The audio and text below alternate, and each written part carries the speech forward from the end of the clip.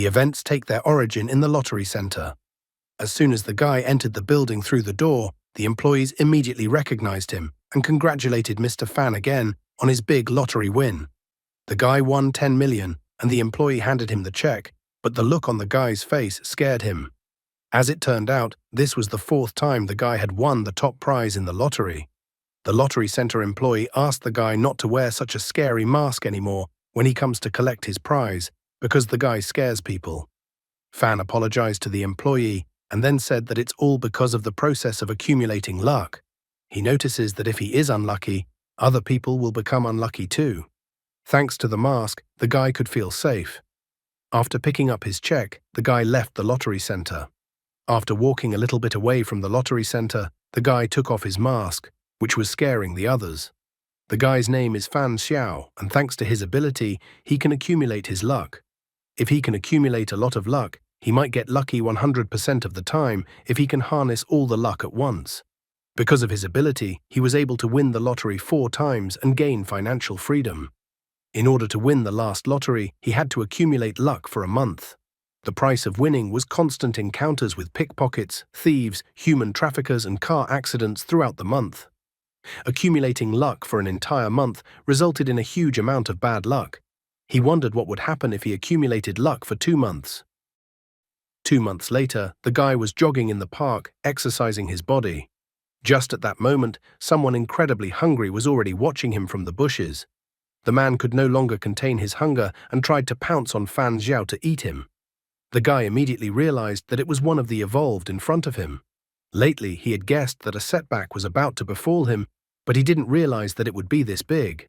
However, the guy was prepared for the failure to catch him off guard, so he pulled out a pepper spray and sprayed the attacking man in the face with it. Even the hungry man could not resist the pepper spray.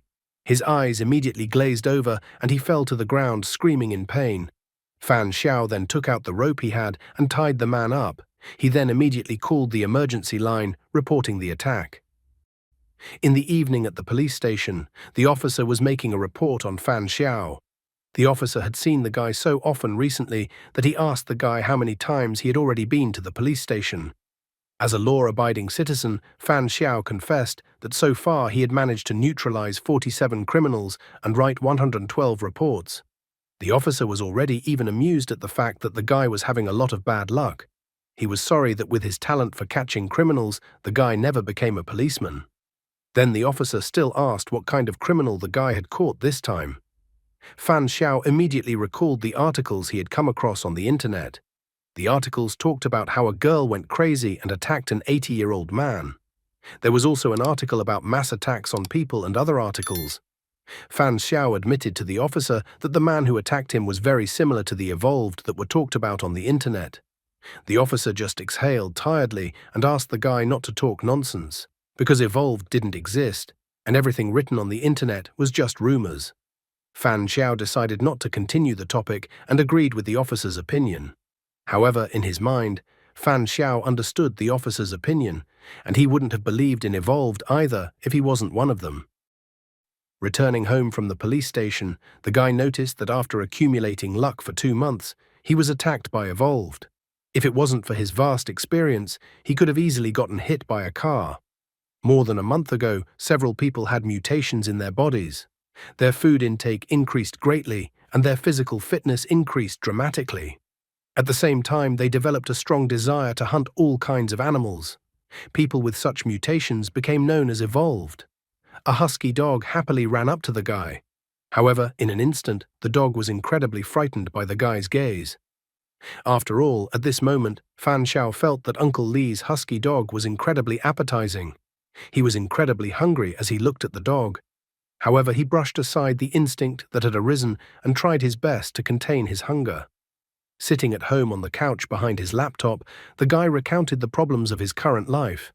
After becoming evolved, no matter how much regular food he ate, he could never completely get rid of the feeling of hunger that arose deep in his heart. He always felt like hunting living creatures.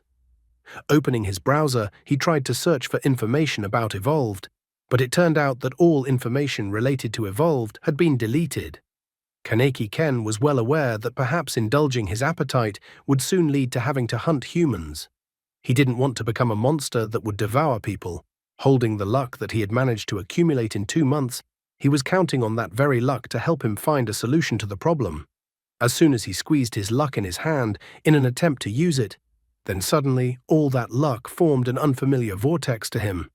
In the same instant, it was as if a system window appeared in front of him, on which he saw that the so-called system had detected evolved. The system congratulated the guy for being selected as a beta player for the game Evolution, which was developed by Ninth Dimension Corporation. The game was aimed at promoting the evolution of humanity, and the corporation was eager to see the guy's success on this path. The process of determining the path of evolution then began. The system picked the 3 most suitable playable classes for the guy, from which he had to choose only one. The 3 classes to choose from were Star of Bad Luck, Dark Knight, and Assassin.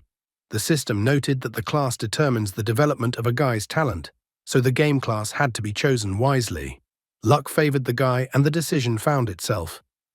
The Star of Bad Luck class didn't appeal to him as it led to failure.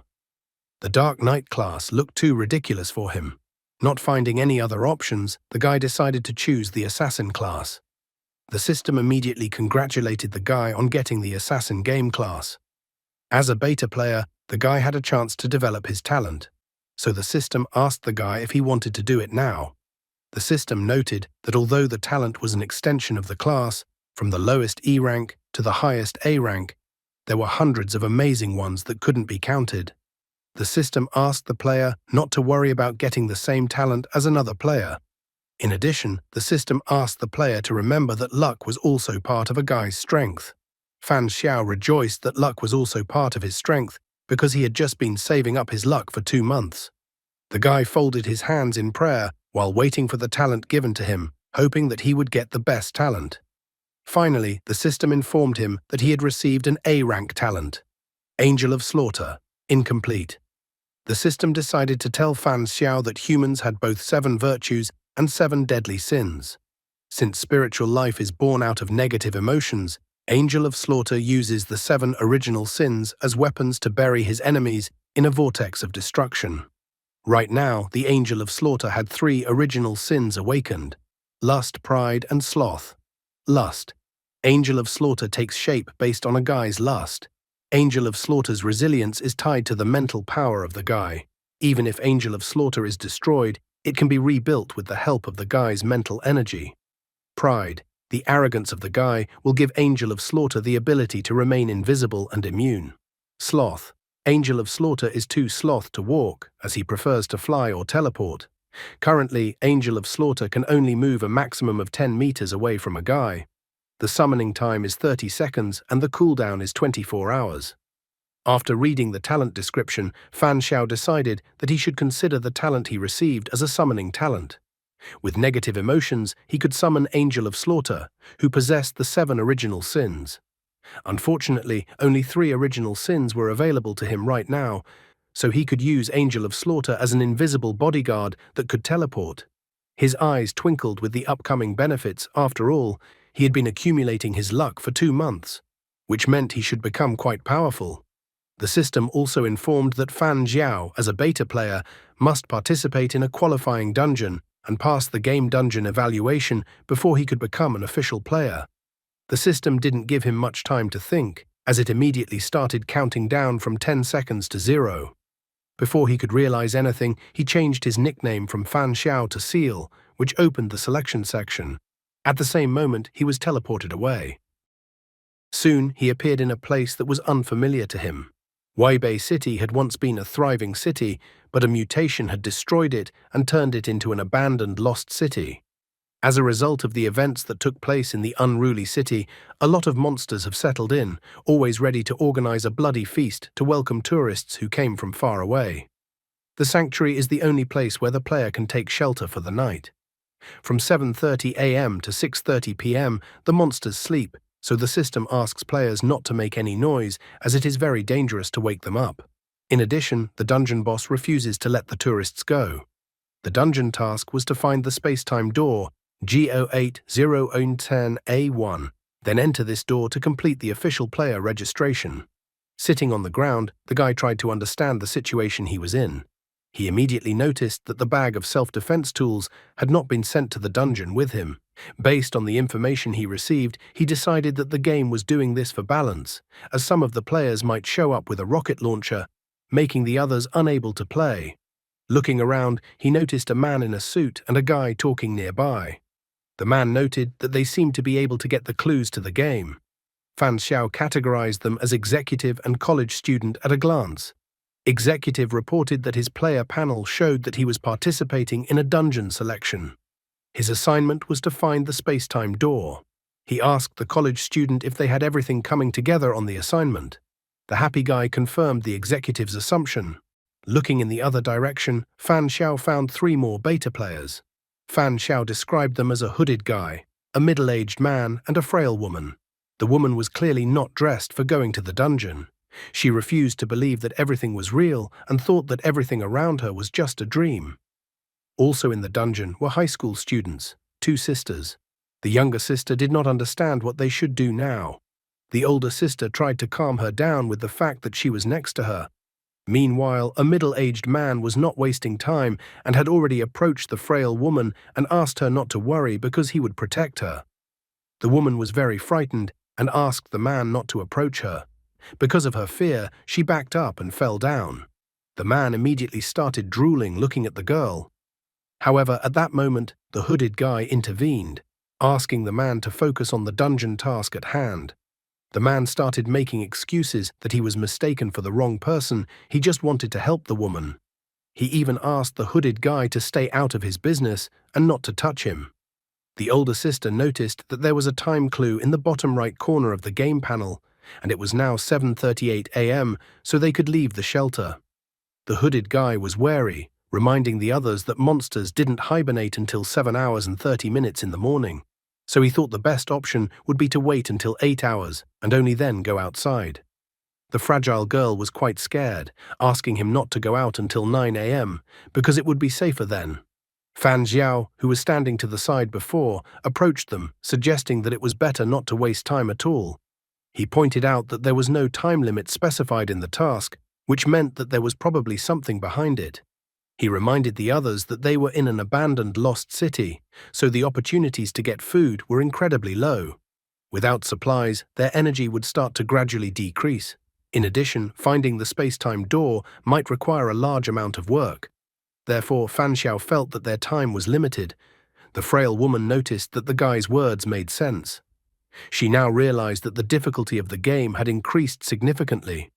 The executive quickly agreed with Fan Xiao's opinion. He too felt that he shouldn't ignore the problem of food shortage and rather hurry up and start acting. Looking at one of the sisters, Fan Xiao noticed that there must be something special about the doll in the girl's hands. Since the doll had also been transported to the dungeon, it was even possible that the doll was an object. Looking at the backs of the people who had gotten into the dungeon with him, he couldn't put aside the thought that there might be evolved eating people among the 7 people.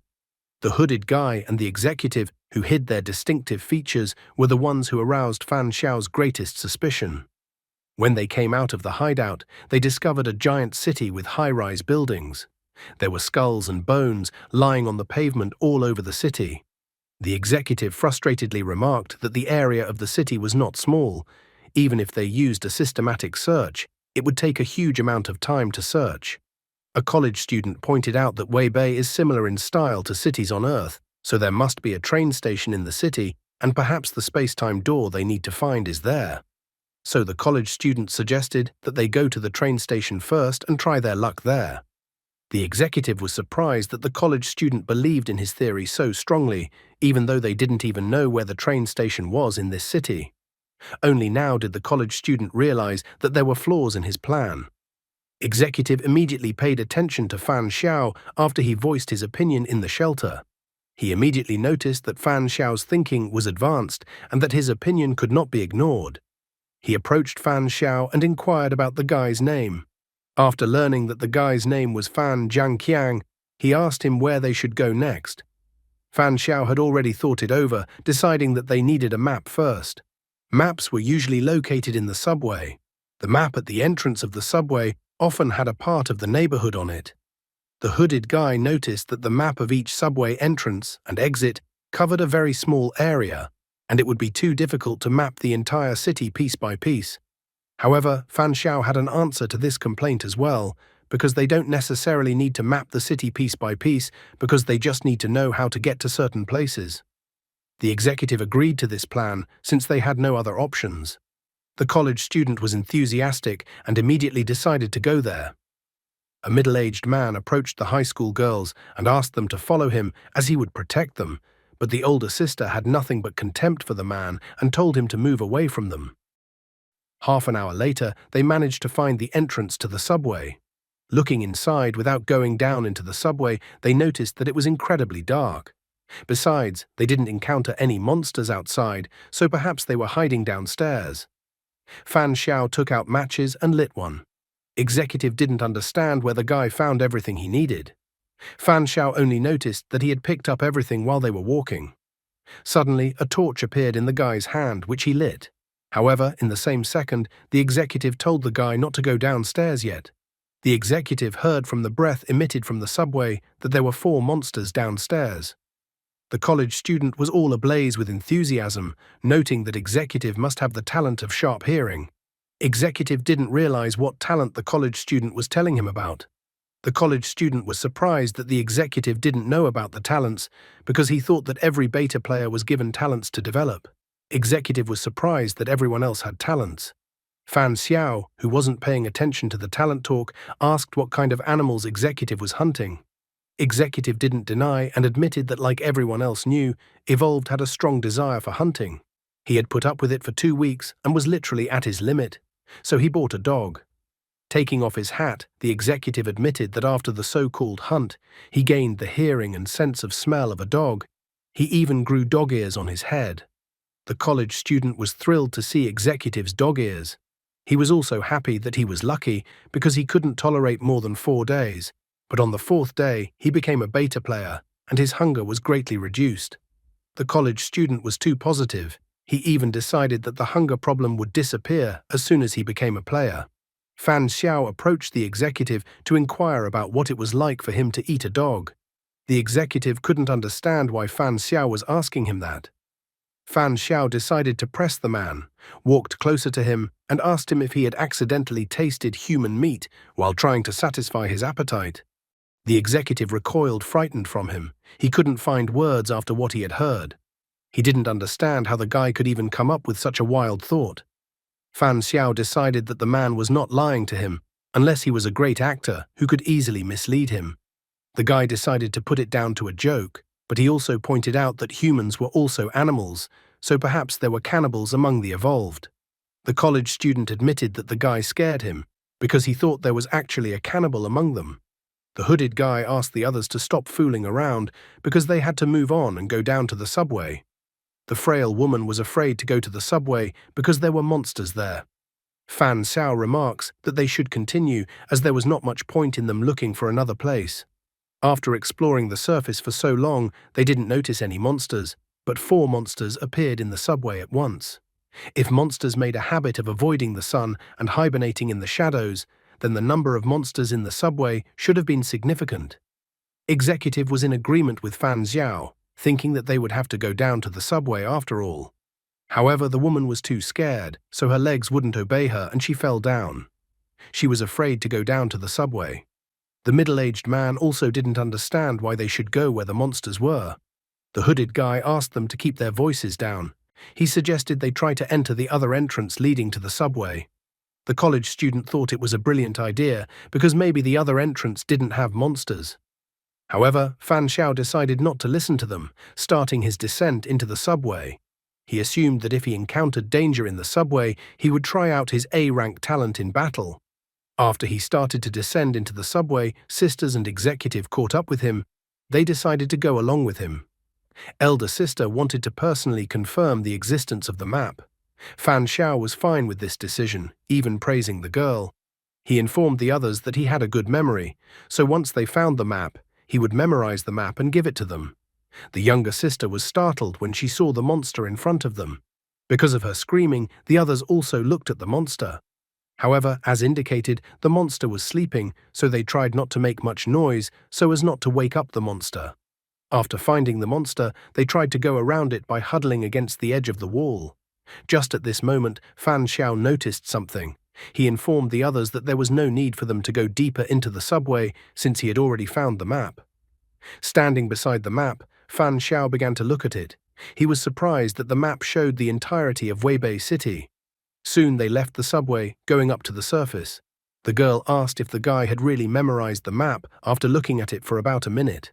The guy admitted that he actually had an unconscious memory. After returning from the subway, he began to redraw the map of the city he had seen on the subway.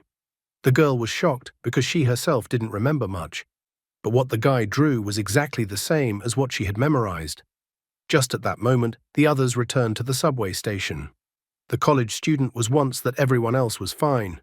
However, the older sister wasn't willing to leave things like that. She stated that everyone needed to work together, helping each other, for the sake of completing the dungeon's task.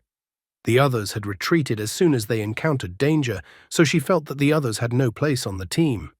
The middle-aged man was outraged. He stated that he didn't go down to the subway because he felt it was dangerous, so he thought that was a sufficient excuse. The girl, on the other hand, did not have enough excuses for the man, so she thought that since the man did not go down to the subway, he did not need a map of the city. The middle-aged man thought that he had gained the support of the others, so he thought that the others also disagreed like her. However, the hooded guy stepped forward and apologized that he had done wrong earlier, and even promised to fully cooperate in solving their common problem. The frail woman also apologized for being so scared that she couldn't go with the others. The college student also apologized for his cowardice as he had not encountered something like this before, but he promised to fully cooperate in the future. The older sister inquired if the middle-aged man had anything to say. In the end, he accepted defeat and apologized, although deep down he harbored a grudge and was going to straighten out the girl in the future. Fan Xiao finished drawing the map and told the others to stop making a fuss, because it wasn't even clear yet if they would be able to get out of the city alive. He had 2 maps, so he suggested splitting into groups. The college student was scared when he heard that they had to split up, because in horror movies, when people split up, they were bound to die. Fan Xiao didn't pay attention to his words. He said that there were 3 subway stations in Weibei, so it was pointless for everyone to go to each one together, and it would be more efficient to split into 3 groups. The college student didn't understand how they should split up. The sisters decided to go look around the East Station. The middle-aged man also noticed that he was interested in the East Station. The girl, on the other hand, told him to go elsewhere. The man was thrilled because he was going where he wanted to go, and the girl wasn't deciding anything. Things quickly escalated into an argument. The executive did not stand by and asked what the man was up to. The man stated that he just wanted to go to the station he wanted to go to. However, his plans were not destined to come true, as Fan Xiao stated that in that case, he would also go to the east with them. The man was even a bit startled as he tried to understand what the guy wanted to do with such a move. Fan Xiao stated that their group didn't need the map since he had memorized everything, so the other 2 teams would each take a map. Since the guy went with the girls and the man, executive figured there shouldn't be a problem on that team. The executive noted that since he and the hooded guy were the most senior, they should each lead the remaining squads. The hooded guy was going to head north. A frail woman decided to join the hooded guy. With executive also decided to go a college student, he wanted to show himself from the best side in the search work.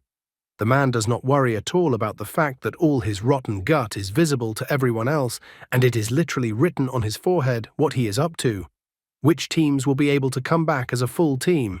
Which team will have someone eaten? The 2 sisters, Fan Xiao and the middle-aged man, headed out to inspect the eastern station. Looking at the girls' backs, the middle-aged man was extremely dissatisfied with the situation.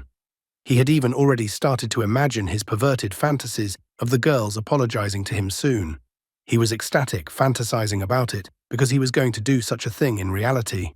He wanted the girls, who had previously behaved so brazenly in front of him, to become submissive to him afterward. Fan Xiao suddenly approached him and snapped him out of his fantasy. He put his hand on the man's shoulder and asked what the man was thinking about.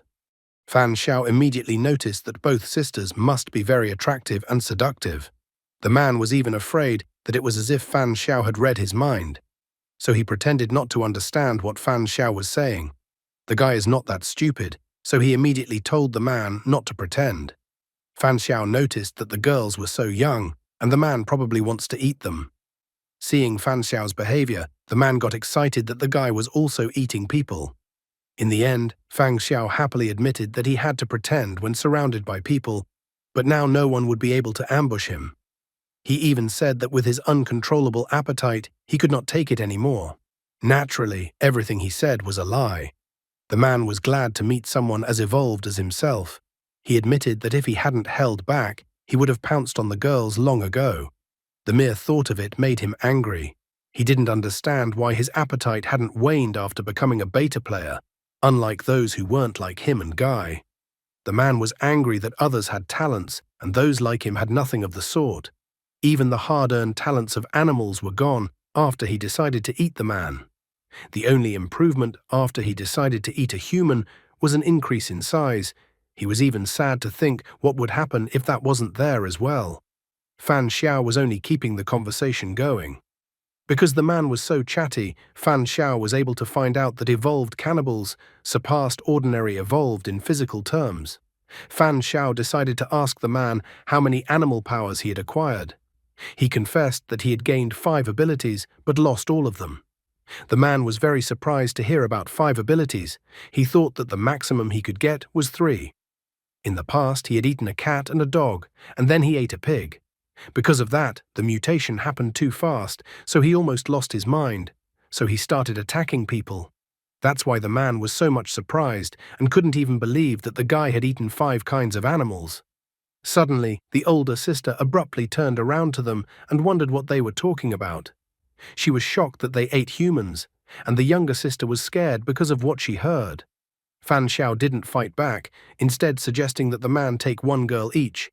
He reported that he liked the older one, so he asked the man to keep her for him. The man immediately agreed, but asked that the guy take his time eating her. At the same moment, the man swelled up like the Hulk, turning into a mountain of muscle. Drool flowed from his mouth as he stated that he wanted to have fun with the girls first. The giant-sized man said that if the girls cooperated, they would be less likely to get hurt. The girl asked the others to think carefully, for if they pounced on them, they would not be able to explain themselves to the others when they return to the shelter. For then they will be surrounded and will not be able to get good results. The man hesitated, not knowing what to do after the girl's words. However, Fan Xiao asked the man not to think about it, because after they dealt with the girls, they would just blame it on the monsters. He even came up with a plan that they would tell the others that they had accidentally woken up a monster during their search and it had dragged them away. Fan Xiao reminded the others that they were all complete strangers to each other. Therefore, he didn't understand why the man suddenly thought that the others would attack them because of the 2 dead girls. The guy thought even the very thought of that was incredibly ridiculous. The man was delighted, thinking the guy was incredibly smart. The girl asked her younger sister Baiji to run and call someone for help while she held the others back. Fan Xiao was originally right that the doll in the girl's hands was definitely not simple. The girl immediately used the doll to attack the man. The man was even surprised and thought the girl was cheeky because she somehow thought that she could hold them off. He tried to attack the doll, but it turned out that the girl could control the doll and the doll dodged the man's blow. The doll then delivered a kick to the man's left eye, splitting his eyebrow. Baiji was too scared and did not quite know what to do. However, her sister told her to run again and bring someone to help her. After hitting the doll like that, the man became furious and tore the doll apart in a rage. He began to insult the girl, stating that she would still regret coming into the world. The girl did not at all expect her doll to be dealt with so easily, but at the same moment the man grabbed her by the throat with his hand. He lifted the girl above his head, telling the girl to watch him deal with them. However, at that moment, someone stabbed him in the back with a thin iron bar. The man only had time to turn around to see that he had been pierced by Fan Xiao's iron rod. At the same moment, the man fell to the pavement and died, and the girl also fell to the pavement. She tried to cough up after the man's grip. Her younger sister immediately ran over to her, worried for her. At the same moment, the game reported that player Seal had destroyed player King of the World. According to the game rules, a Seal player could inherit King of the World items. The game then began retrieving and inheriting items. Moments later, the game reported that the King of the World player had no items, so the inheritance failed. Fan Xiao disappointedly complained that the man didn't have any items. The girl was surprised that Fang Xiao appeared not to be an ally of the man, and that he seemed to be just pulling information out of the man. He even praised the girl that her thinking had changed rather quickly. She wondered when Fan Xiao had gotten suspicious about who the man really was. Baiji didn't understand why her sister started a conversation with such a topic. She thought that acting any other way would scare the cannibal away, and then there would be no way to sneak up on him unnoticed as the guy had done. Fan Xiao praised Baiji, reminding them that he did not know the number of players who were cannibals, so he had to act blindly. The guy admitted that he immediately realized that the cannibals wouldn't miss such a chance to start a fire. He even explained that before he exposed the man, the girls were also under suspicion. Baiji couldn't believe what she had just heard, and she felt sick just at the thought that someone could be a cannibal. After this conversation, the girl decided to formally introduce herself. Her name was Lu Xining, and her younger sister's name was Lu Baiji. The guy, however, introduced himself again as Fan Jiangqiang, which means standard of strength, so the girl, realizing that he didn't give his real name, decided that the guy might as well not give a name. Xining wondered if the guy had originally suggested splitting into teams because he wanted to create new opportunities for players who were cannibals to make a mistake. Fan Xiao only pointed out that if they hadn't split into teams, then the cannibals wouldn't have shown their fangs then. He felt that it would do no one any good to have a time bomb hidden in a team, because such an option was a common-sense defense against the bandits. Baiji was surprised to realize that the guy was implying that besides the man among the players, there might be other players who are cannibals. The first thing Fan Xiao wanted to do was to head in the direction of the hooded guy and the fragile woman. The girls were surprised that the guy called the other players by the signs, hooded guy and fragile woman. He admitted that he suspected that either or both of them might be cannibals. Xining immediately wondered which of them he suspected more. He only had a hunch, but he had yet to confirm everything. Soon they heard screams and then saw the fragile woman and the hooded guy running towards them. They were screaming and calling for help, because each one of them had been attacked by a cannibal. Fan Xiao was even glad that they had arrived in time.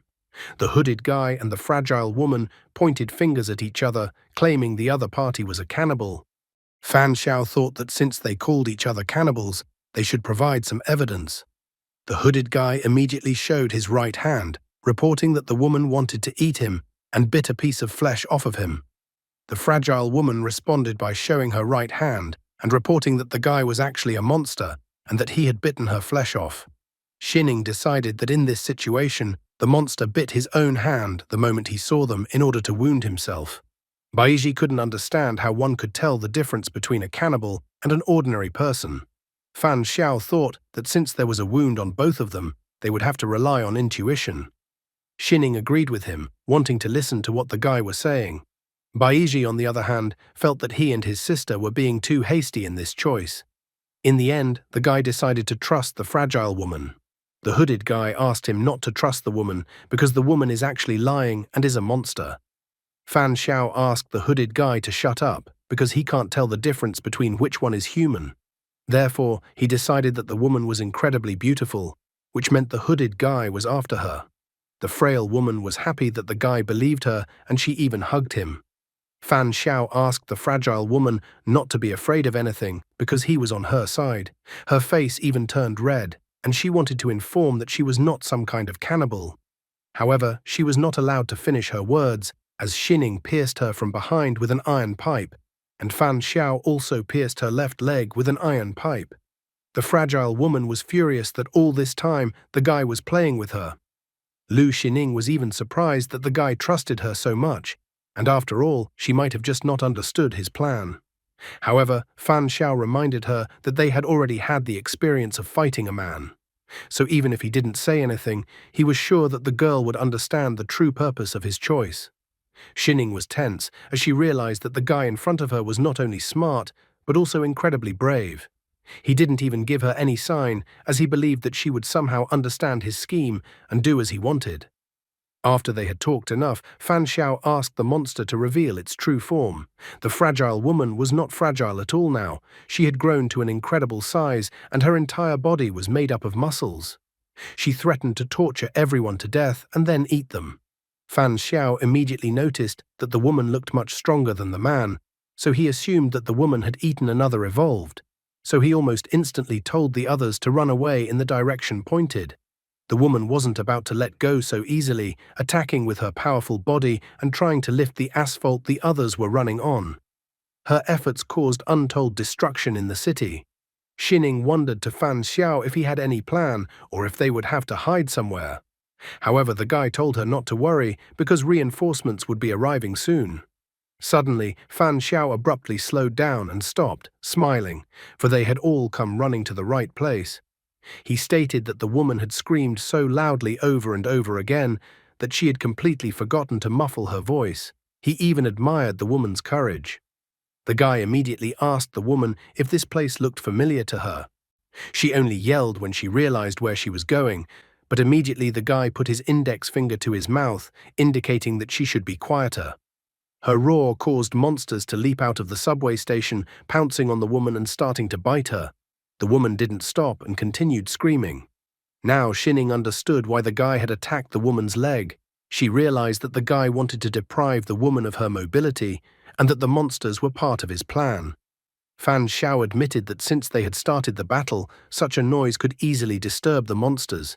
And since the monsters were attacking everyone, from this information, the guy realized that the monsters would first attack those who were running slowly.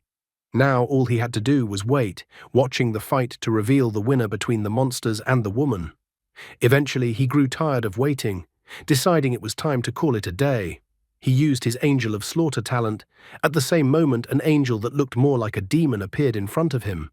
She was happy that she had been summoned, immediately inquiring about what she had to do. There was no limit to her happiness when she saw the monsters and the monstrified woman. Fan Xiao was also happy to finally put his talent to the test. He ordered Angel of Slaughter to attack the woman. After receiving the order, Angel rushed out with a murderous aura towards the monstrified woman. With just a few swings, Angel instantly destroyed all the monsters that were attacking the woman. Before the monstrified woman could even realize anything, her body had already fallen apart. Xining, Baiji, and the hooded guy were incredibly dumbfounded, not fully understanding what had just happened. The two monsters managed to rush past Angel, and they tried to immediately pounce on the guy. However, at the same moment Angel appeared behind them. She did not want to let them go, because she wanted to play with her toys. In the end, she easily disposed of the pathetic monsters. At the same moment, the game reported that player Seal had destroyed player Little Fairy. According to the game rules, player Seal could inherit Little Fairy's items. The game then began retrieving and inheriting items. Moments later, the game reported that the Little Fairy player had no items, so the Seal player inherited nothing. The guy was disappointed that the second time around he didn't get anything. Angel, meanwhile, kept on being happy. Angel hugged the guy, stating that she still wanted to play. However, Fan Xiao immediately noticed that his physical strength hadn't changed, but spiritually he was very tired. So he realized that Angel of Slaughter was expending spiritual power. Therefore, without thinking for a single second, he told Angel of Slaughter to go back. The still surprised Xining approached the guy and was the first to ask the guy if it was his talent. Fan Xiao only sadly noted that he had awakened a rather cruel talent. He realized that the mental strength of those present was too weak, so they hadn't seen Angel of Slaughter, which was why they looked so shocked. Fan Xiao noticed that the wound on the hooded guy's arm had healed and immediately asked who had such a talent. Baiji confessed that she had a C-rank healing talent. If there are wounds, internal injuries, illnesses, poisoning, or viral diseases, she could heal anyone from all of these thanks to this talent. She could heal a mortal wound in just a few seconds. Fan Xiao immediately inquired if Xining's talent was controlling dolls. Xining didn't hide anything either, informing that she had the talent of an E-ranked puppeteer. She was unfortunate that the puppet she had brought with her to this dungeon had been destroyed, and now she didn't realize if she could find something similar in this city that could be used as a puppet. He wondered if the girl had brought any other items besides the doll. As it turned out, Xining was only able to bring the doll to this dungeon as the game recognized the doll as part of her body. After the talent questions were over, Xining asked the guy what they should do next and if they should continue looking for the station. However, contrary to the original plan, Fan Xiao decided that they needed to meet the others first. In addition, he calmly admitted that he already knew where the space-time door was. The guy in the hood never told me anything about himself, including his talents, if he has any. What if he is actually a cannibal that has never been revealed yet? Fan Xiao feels at home in this dungeon. In addition, while the girls got E-rank and C-rank talents, he got A-rank talent. Fan Xiao's fun adventure is just a matter of watching because wherever he goes, he has good luck. Soon, everyone was back at the original hideout. The student was surprised that the others were so bad at tactics that they had turned a game of exploration into a werewolf chase. He was surprised at the endurance of the others. The executive noted that the point was that there were cannibal players, which meant that this was not good news. Nevertheless, he was glad that this time it was all over thanks to the others, or else the team would have continued to have cannibal monsters lurking around, and ordinary players like them would have been killed. The college student couldn't wait to find out how the others' exploration of the city had progressed. He also wondered how they could find a way out without going to the station. Fan Xiao admitted that he had already gotten the answer on how they could get back. The executive didn't understand what the guy meant by the word return. He pointed at the corpses and newspapers lying nearby and asked the guy if it was related to this case. Lu Baiji even complained a bit that it took a lot of effort to drag the monsters' bodies in, but she still didn't understand what good it all did. Fan Xiao answered in the affirmative to the question voiced by the executive. He explained that all the newspapers were collected from the library and roadside newsstands. The newspapers were important as it was the last news output before the destruction of the city. The executive immediately understood everything, that one could infer from the newspapers what was happening in the city back then. Fan Xiao, on the other hand, asked the executive to take his time as they had both good and bad news right now. He inquired which of the news executive wanted everyone to hear. Without thinking long, the executive decided to find out the bad news first.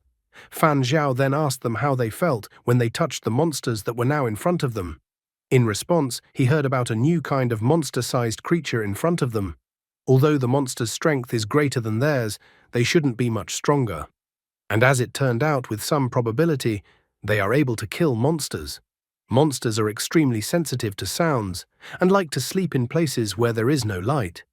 The hooded guy also pointed out that they should be prepared for such moments before going out to explore. Summarizing their entire speech, Fan Xiao stated that their analysis of the monsters was correct, but they had missed the most important point. Xining joined the conversation, thinking that the monster's physique was similar to a human's. Fan Xiu was slightly surprised that the girl instantly understood what he was getting at. He also pointed out that the monster's physique was similar to humans because they used to be human.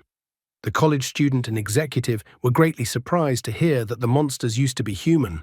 Fan Xiao noticed that although the monster's appearance was different from humans, the monsters seemed too similar to evolved cannibals. And also the most important thing was that the monster's internal organs were exactly the same as humans. Now the hooded guy understood why Fan Xiao was involved in dissecting monsters. The energetic college student was surprised that humans had become monsters and even called it a biochemical crisis. Fan Xiao, however, corrected him, thinking that it would be more appropriate to call the process an evolutionary crisis. The executive was still trying to figure it out and confirm if he had gotten it right. What Fan Xiao wanted to tell him was that in this world, as well as their world, there were evolved cannibals who had subsequently evolved into similar monsters. Fan Xiao confirmed his fears. He assumed that the world they were currently in was parallel to their world. The collected papers confirmed his theory. Everyone picked up a newspaper to read what was in the news. One article said that in the face of the increasingly serious phenomenon of illegal hunting of stray cats and dogs, the Animal Protection Association had issued a statement of strong condemnation. The reporter did not know whether this was a distortion of human nature or a fall of morality. Another article reported that the mukbang industry had recently discovered a new round of insane internal growth with the appearance of ultra-gluttony stream. The third sensational article reported that a guy was able to lift a car with one hand. All the passers-by were shocked at what they saw. The reporter wondered if humans had already stepped into a new round of evolution. Even a college student reading the newspaper instantly realized that in the future, their world would also be because of cannibalistic evolutionists like the one they were in now. He was so stunned that he refused to believe it.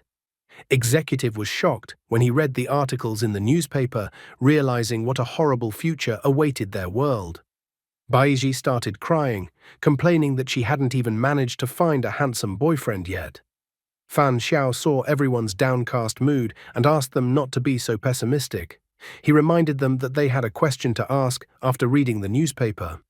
The doomsday denouement that the Weibei Customs newspaper was informing them of might not be so bad, but serve as a kind of warning to them. Xining slightly misunderstood the guy's words of warning, but he calmly smiled back at her. Fan Xiao tried to remind and explain to everyone present that the dungeon was being used as a selection dungeon to tell each player about the future of Evolved. The players selected through the selection process, that is them, could be the key to changing such a sad future. The general mood changed to an upbeat one in an instant. The executive realized what the guy was implying, that they would be the saviors of the future in their world. The college student cheerfully noted that Evolved was moving in the right direction. Xining couldn't hide her smile after noticing that Fan Xiao, with just a few words, was able to revive the fighting spirit in the others. She found him smug, but also quite attractive. Executive decided to inquire about the good news then. According to Fan Xiao, the good news was that he had already found, or rather located, the location of the space-time door. The executive and college student couldn't hide their surprise that Fan Xiao even knew the location of the door. Fan Xiao decided to play a game with them, asking them to try and guess where the door was on their own, given that he had provided them with all the information they needed. The college student admitted, after thinking for a bit, that he wasn't good at solving riddles.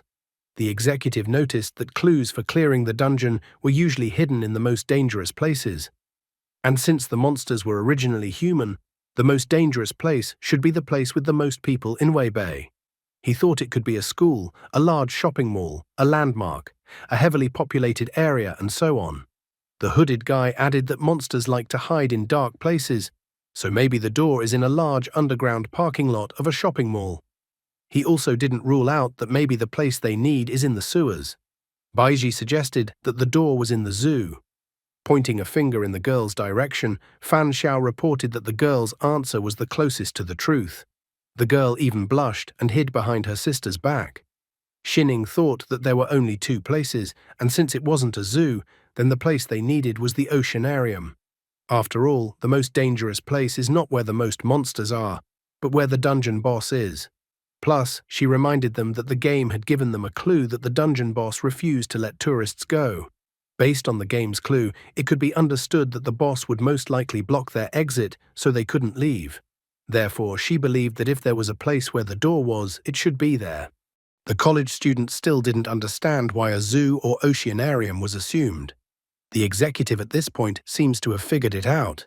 He noted that the answer to the college student's question was very simple. They were wrong in their assumptions. In fact, they should not have worried about where the most monsters were located, but should have thought about how humans became monsters. Monsters may have been evolved because they ate too many animals and over-mutated into the animal side, and when there was nothing left to eat, they started going crazy and became what they are now. Xining complimented the men's musings by saying that the most animals in the city are in a zoo or oceanarium. Therefore, based on such a logic chain, an extremely strong dungeon boss should have originated in the zoo or oceanarium. A joyful Fan Xiao agreed with their assumptions, believing that the right place for them was the oceanarium. He then took out a newspaper with an article in it, announcing that a large cannibal monster had been discovered in the city's oceanarium and that the area would be sealed off from now on. Residents of the city were asked to be vigilant. Fan Xiao pointed out that he was holding the latest Weibei city newspaper, which clearly stated that a large-scale evolutionary disaster had occurred in the city's oceanarium, which meant that the boss must have been born at that time. The college student was slightly puzzled that Fan Xiao had already found the right answer a long time ago and had just kept everyone in suspense the whole time. Fan Xiao, on the other hand, reminded the college student that their entire theory was only based on assumptions about the current clues, so they had to go to the oceanarium first to see if the boss was there. And if they couldn't find a door at the oceanarium, they would have to go to the zoo. Executive was already starting to mentally prepare himself, realizing that they were in for a tough battle with the dungeon boss. He only hoped that the dungeon boss wouldn't be too strong.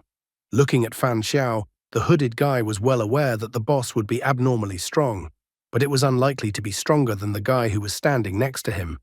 Fan Xiao immediately noticed the change in the hooded guy. He immediately noted that the hooded guy was somehow tense and was probably worried about the upcoming battle with the boss. The hooded guy admitted that this was the case, although the hooded guy was actually more worried that Fan Xiao would just start killing people like that. Fan Xiao informed the others that there was no need for them to worry about the boss battle. After all, according to his assumptions, they should not engage in a direct battle with the dungeon boss. A monster that had been hungry for a long time, if faced with food that could be eaten right now and food that required some effort to catch, would obviously choose the first option. Only now did Xining realize why the guy had asked them to bring the monsters' bodies to the hideout. Fan Xiao confirmed her speculation, wanting to give the boss the corpses of other monsters and not engage in a direct fight with the boss. Encouraged by the information the executive received, he wanted to immediately go to the oceanarium and get out of the dungeon as soon as possible. However, contrary to his claims, Fan Xiao crouched down on the floor. He thought that they should regain their strength first and then go to the oceanarium tomorrow. Executive didn't understand why do that. After all, it was only 1 p.m. now, and why wait until tomorrow? However, Fan Xiao was firm in his decision. He said that he was tired and wanted to rest. However, he didn't forbid the others to go, and he wasn't going to stop anyone, but he decided to go to the oceanarium tomorrow. He made this choice because he didn't want to risk messing with the dungeon boss until Angel of Slaughter's cooldown expired. Besides, he had some guesses about the boss. The girls also crouched down on the floor. Xining decided to agree with Guy and go to the oceanarium tomorrow. Baiji, in turn, wished to heed her sister's words. The college student and the hooded guy also decided to go to the oceanarium tomorrow. The hooded guy was well aware that he should grab tightly onto the thighs of the trio of Fan Xiao, Lu Xining, and Lu Baiji. The executive realized that he had no choice, so he also agreed to go to the oceanarium with everyone tomorrow. Meanwhile, at night, there was some frightening rumbling in the city. It was soon dawn in the city. The executive decided that they had already rested enough and that it was time for them to already move out to their destination. However, Fan Xiao wanted to wait a little longer. The executive didn't understand why they needed to wait any longer since it was already dawn. He asked if the guy was planning to stay in the shelter for another day. Besides, he was worried that the longer they waited, the faster their food would run out. Fan Xiao once again insisted that if the executive was in such a hurry, he could go ahead. The guy was well aware that Angel of Slaughter's talent hadn't completely rolled back yet, so he didn't want to put himself at risk unnecessarily. The executive was already getting angry and asked the others what they thought about it. The hooded guy continued to stick to his chosen strategy of staying close to Fan Xiao, so he announced that he agreed with Fan Jiangqiang's opinion. The college student recalled that they had already determined the location of the space-time door, so all they had to do was scout the surroundings. Therefore, he felt that there was no need for them to hurry. The executive was incredibly annoyed by the fact that the others chose to obediently follow the guy. Suddenly, Fan Xiao stood up from the floor to his full height. Xining instantly noticed this change and assumed that the guy's incredible talent had a full day's cooldown. Though a doubt crept into her head that the guy thought that there might be more cannibals among them. She couldn't understand the guy's exact intentions, so she thought he was devious. Fan Xiao stretched his arms and asked the executive not to get angry. He explained that he wasn't stalling on purpose. First, they needed to collect the corpses of the monsters and then move out to scout the area. After a while, the entire evolved group arrived at the oceanarium building, which looked like it was about to be demolished. Baiji couldn't understand what had happened to the local oceanarium since it was in such a state. A plush toy bear was carrying monsters at this time. Xining noted that she was lucky to find another doll, otherwise carrying monster corpses would have taken up a lot of time. However, Executive was still dissatisfied with the guy's mourning behavior. It seemed to him that things would have been a lot easier if someone hadn't insisted on rescheduling and they hadn't gotten off at 3 p.m. Besides, if they didn't make it to dark, they were done for. The college student noticed that there were a lot of dark areas inside the oceanarium building, and they still didn't know if the space-time door was actually there and how dangerous the oceanarium was. Evolved reminded the guy that there was clearly danger because there must be a dungeon boss in the oceanarium. Fan Xiao didn't want to stall any longer and said that they needed to do some reconnaissance first. Once inside the building and started walking down the dark corridor, they quickly noticed that the oceanarium was, and inside, in a terrible condition, which means it had been abandoned for a long time. The college student turned his attention to the walls of the building, finding various photos there. Shining thought that since it was an exhibition center, it meant that all the photos on the walls were of tourists and employees. The girl noticed the guy's attention fixated on one of the photos. She asked him what he was looking at and if he had found any clue. Fan Xiao admitted that the photo looked familiar. In the photo, there was a giant octopus behind the girls. Baiji sadly remarked that before the destruction, the oceanarium was very beautiful. A college student called everyone to come over to him, as he had found a map of the oceanarium. After looking at the map of the oceanarium, they thought they realized where the space-time door was. The college student and the executive decided to run to the location as they needed to arrive at the intended location as soon as possible. Soon they arrived at a huge tank of water with plenty of seats for spectators. A college student shouted loudly and pointed to the door, for they had finally managed to find the door and their guess was correct. Fan Xiao also spotted the door but reminded the others not to rejoice ahead of time. In the same instant, the executive's face was covered in cold sweat. He was frightened as he could hear that there was something very large under the water and that it was most likely the dungeon boss. He explained that he visually looked around and that from the edge of the auditorium to the metal platform on which the door was located, the distance was about 20 meters. They would not be able to jump the 20-meter distance no matter how hard they tried, which meant they only had the option of swimming the distance. The man realized they had a chance, if only the boss would take the bait, and they would swim as hard as they could in the meantime. However, the plan instantly failed, as Baiji could not swim. Executive was shocked that the girl couldn't swim. Shining declared that she would swim together with her sister. Hearing this, Fan Xiao wondered if the girl would be able to control the doll while floating so that the doll would carry her sister through the air. Thinking over the guy's proposal, the girl thought that theoretically she could do it. But there is a nuance, because the puppeteer is guided by the rules of physics. To lift a person into the air, she will have to withstand the weight of 2 people. So the effect of simply transporting the girl through the air would not be as practical as if she simply floated along with her sister.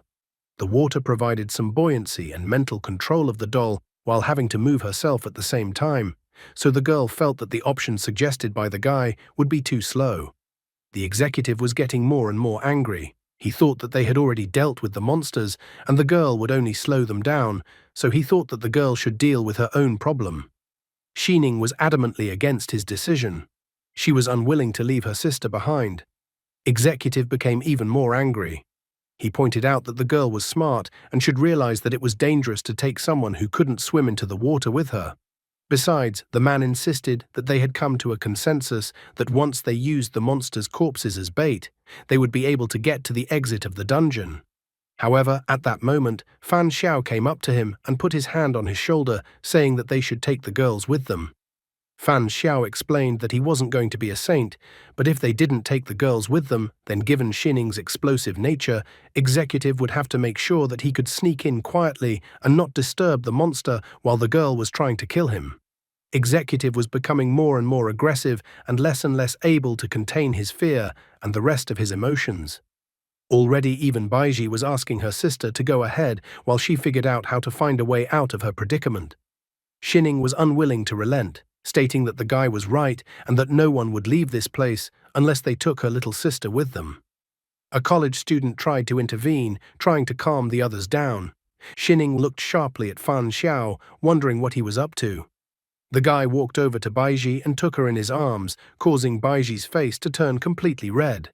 Fan Xiao stated pathosely that abandoning the weak was not always the best option. He was good at swimming, so he could take the girl with him, and Shining would push them with the doll so they could get past the boss. After that, the guy commanded everyone to get ready to jump into the water. Baiji, in her thoughts and with tears in her eyes, thanked the guy. After that, they pushed the monster corpses into the water and waited for the right moment. Almost immediately, giant tentacles emerged from the water and wrapped around the corpses of the monsters. The people were startled when the main boss of the dungeon appeared. Fan Xiao ordered the others to jump into the water now and was the first one to jump into the water with Baiji in his arms. The others heard the guy's order and jumped into the water as well. In the water, the guy ordered the girl to hold her breath with a look, so the girl covered her mouth with both hands. While in the water, Fan Xiao quickly counted everyone and noticed that one person was missing. The executive didn't jump into the water, but rather bided his time.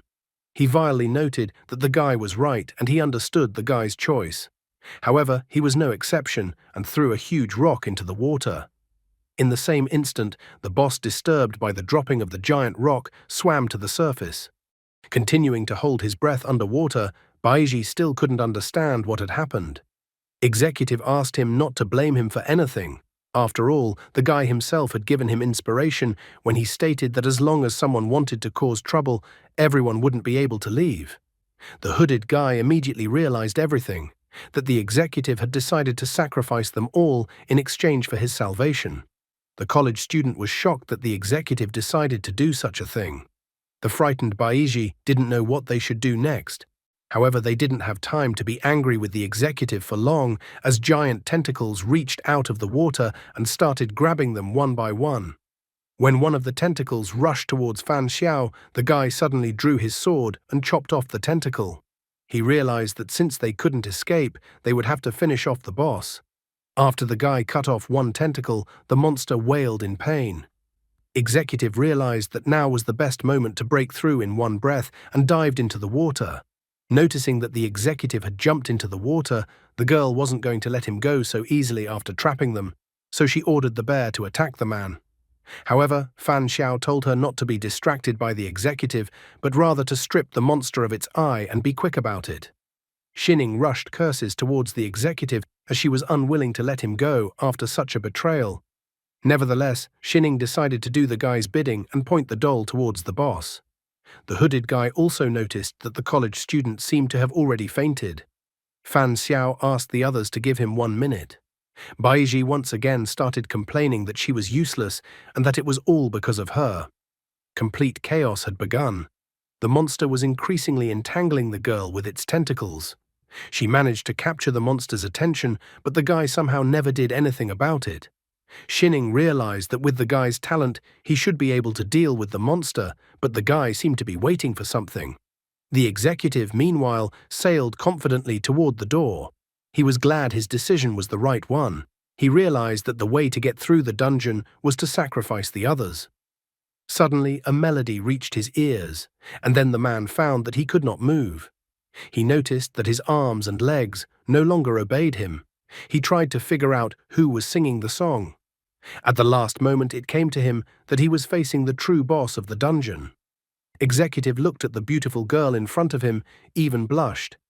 However, in the next moment, the girl opened her giant maw and bit the man's head off. At the same time, another monster tore the girl's doll apart. Shining was already angry because the guy didn't do anything about it. She had already openly asked him that if the guy's talent still hadn't run out of cooldown. Fan Xiao asked the girl not to get angry as he needed some more time. Suddenly, he noticed some bubbling in the water in front of him. He immediately commanded Angel of Slaughter to appear and kill the monster underwater. The guy even pointed with his left hand in the direction of which particular monster to kill. Angel of Slaughter was delighted, as the monster's strong aura was to her liking. However, the mermaid refused to give up so easily. She attacked with Angel of Slaughter's sound wave. Unfortunately for the mermaid, Angel of Slaughter easily broke through her attack and had already launched multiple chopping attacks at the mermaid herself. The tentacle monster had time to notice the mermaid's head separated from the mermaid's body and was sinking to the bottom. The tentacle monster was incredibly furious as the mermaid was everything to him. But at that moment, Fan Xiao appeared and chopped the tentacle monster's tentacles with his sword and freed the others. Fan Xiao then wished the monster to go to hell, thrusting his sword into the monster. From its last strength, the monster tried to attack the guy with its tentacles. But at that moment, Angel of Slaughter appeared and easily chopped the monster's tentacles. After a fight, it was imperative to strike a pompous pose, so Fan Xiao and Angel of Slaughter followed this tradition. The fight was over, the remaining humans were saved, and the monsters were destroyed. The remaining people were happy that they were able to survive the boss encounter. The executive was somehow aggressive, even though he seemed to be almost the calmest before. Fear changes people. The system congratulated the guy for killing the boss. The system also informed him that he would receive an exclusive reward after closing the dungeon. Fan Xiao was finally able to exhale with relief since it was all over. Shining wondered how the guy knew that there was another monster under the water. Fan Xiao confessed that it was just an assumption he had made. He recalled about the photo they had previously seen and that back then the guy had mentioned that the picture seemed familiar to him. So in fact, he had already seen the couple in a newspaper they had looked at before. The newspaper reported that the bodies of the deceased had not been found. Another page of the newspaper cited an incident involving evolved cannibals. Since this incident was related to the oceanarium, the guy gave the incident special attention. The newspaper called the monster a high-risk target. After the man ate most of the inhabitants of the oceanarium, he was missing his hand, so the guy was very impressed by this moment. However, the human monster reported in the newspaper had the abilities of an octopus. If a man eats an octopus, he will be a humanoid octopus. If a human eats a human, then you get a mutant human. So the guy assumed that the person who ate the humans was not the octopus monster, but was another cannibal monster. In fact, that was just his assumptions. But when he saw the picture of the couple in the oceanarium, he realized that his conclusion could most likely be correct. After the guy's words, Shining was extremely displeased. It turns out that the guy had known for a long time that there were actually two monsters and had even deliberately hinted for the traitor to stab them in the back, forcing the traitor to take the initiative. Fan Xiao corrected her words, noting that he had never said such a thing. He didn't force the executive to choose to become a traitor or not. It would certainly be better for him to work together, but executive preferred to choose betrayal. So the guy asked that the blame for the executive's betrayal not be blamed on him.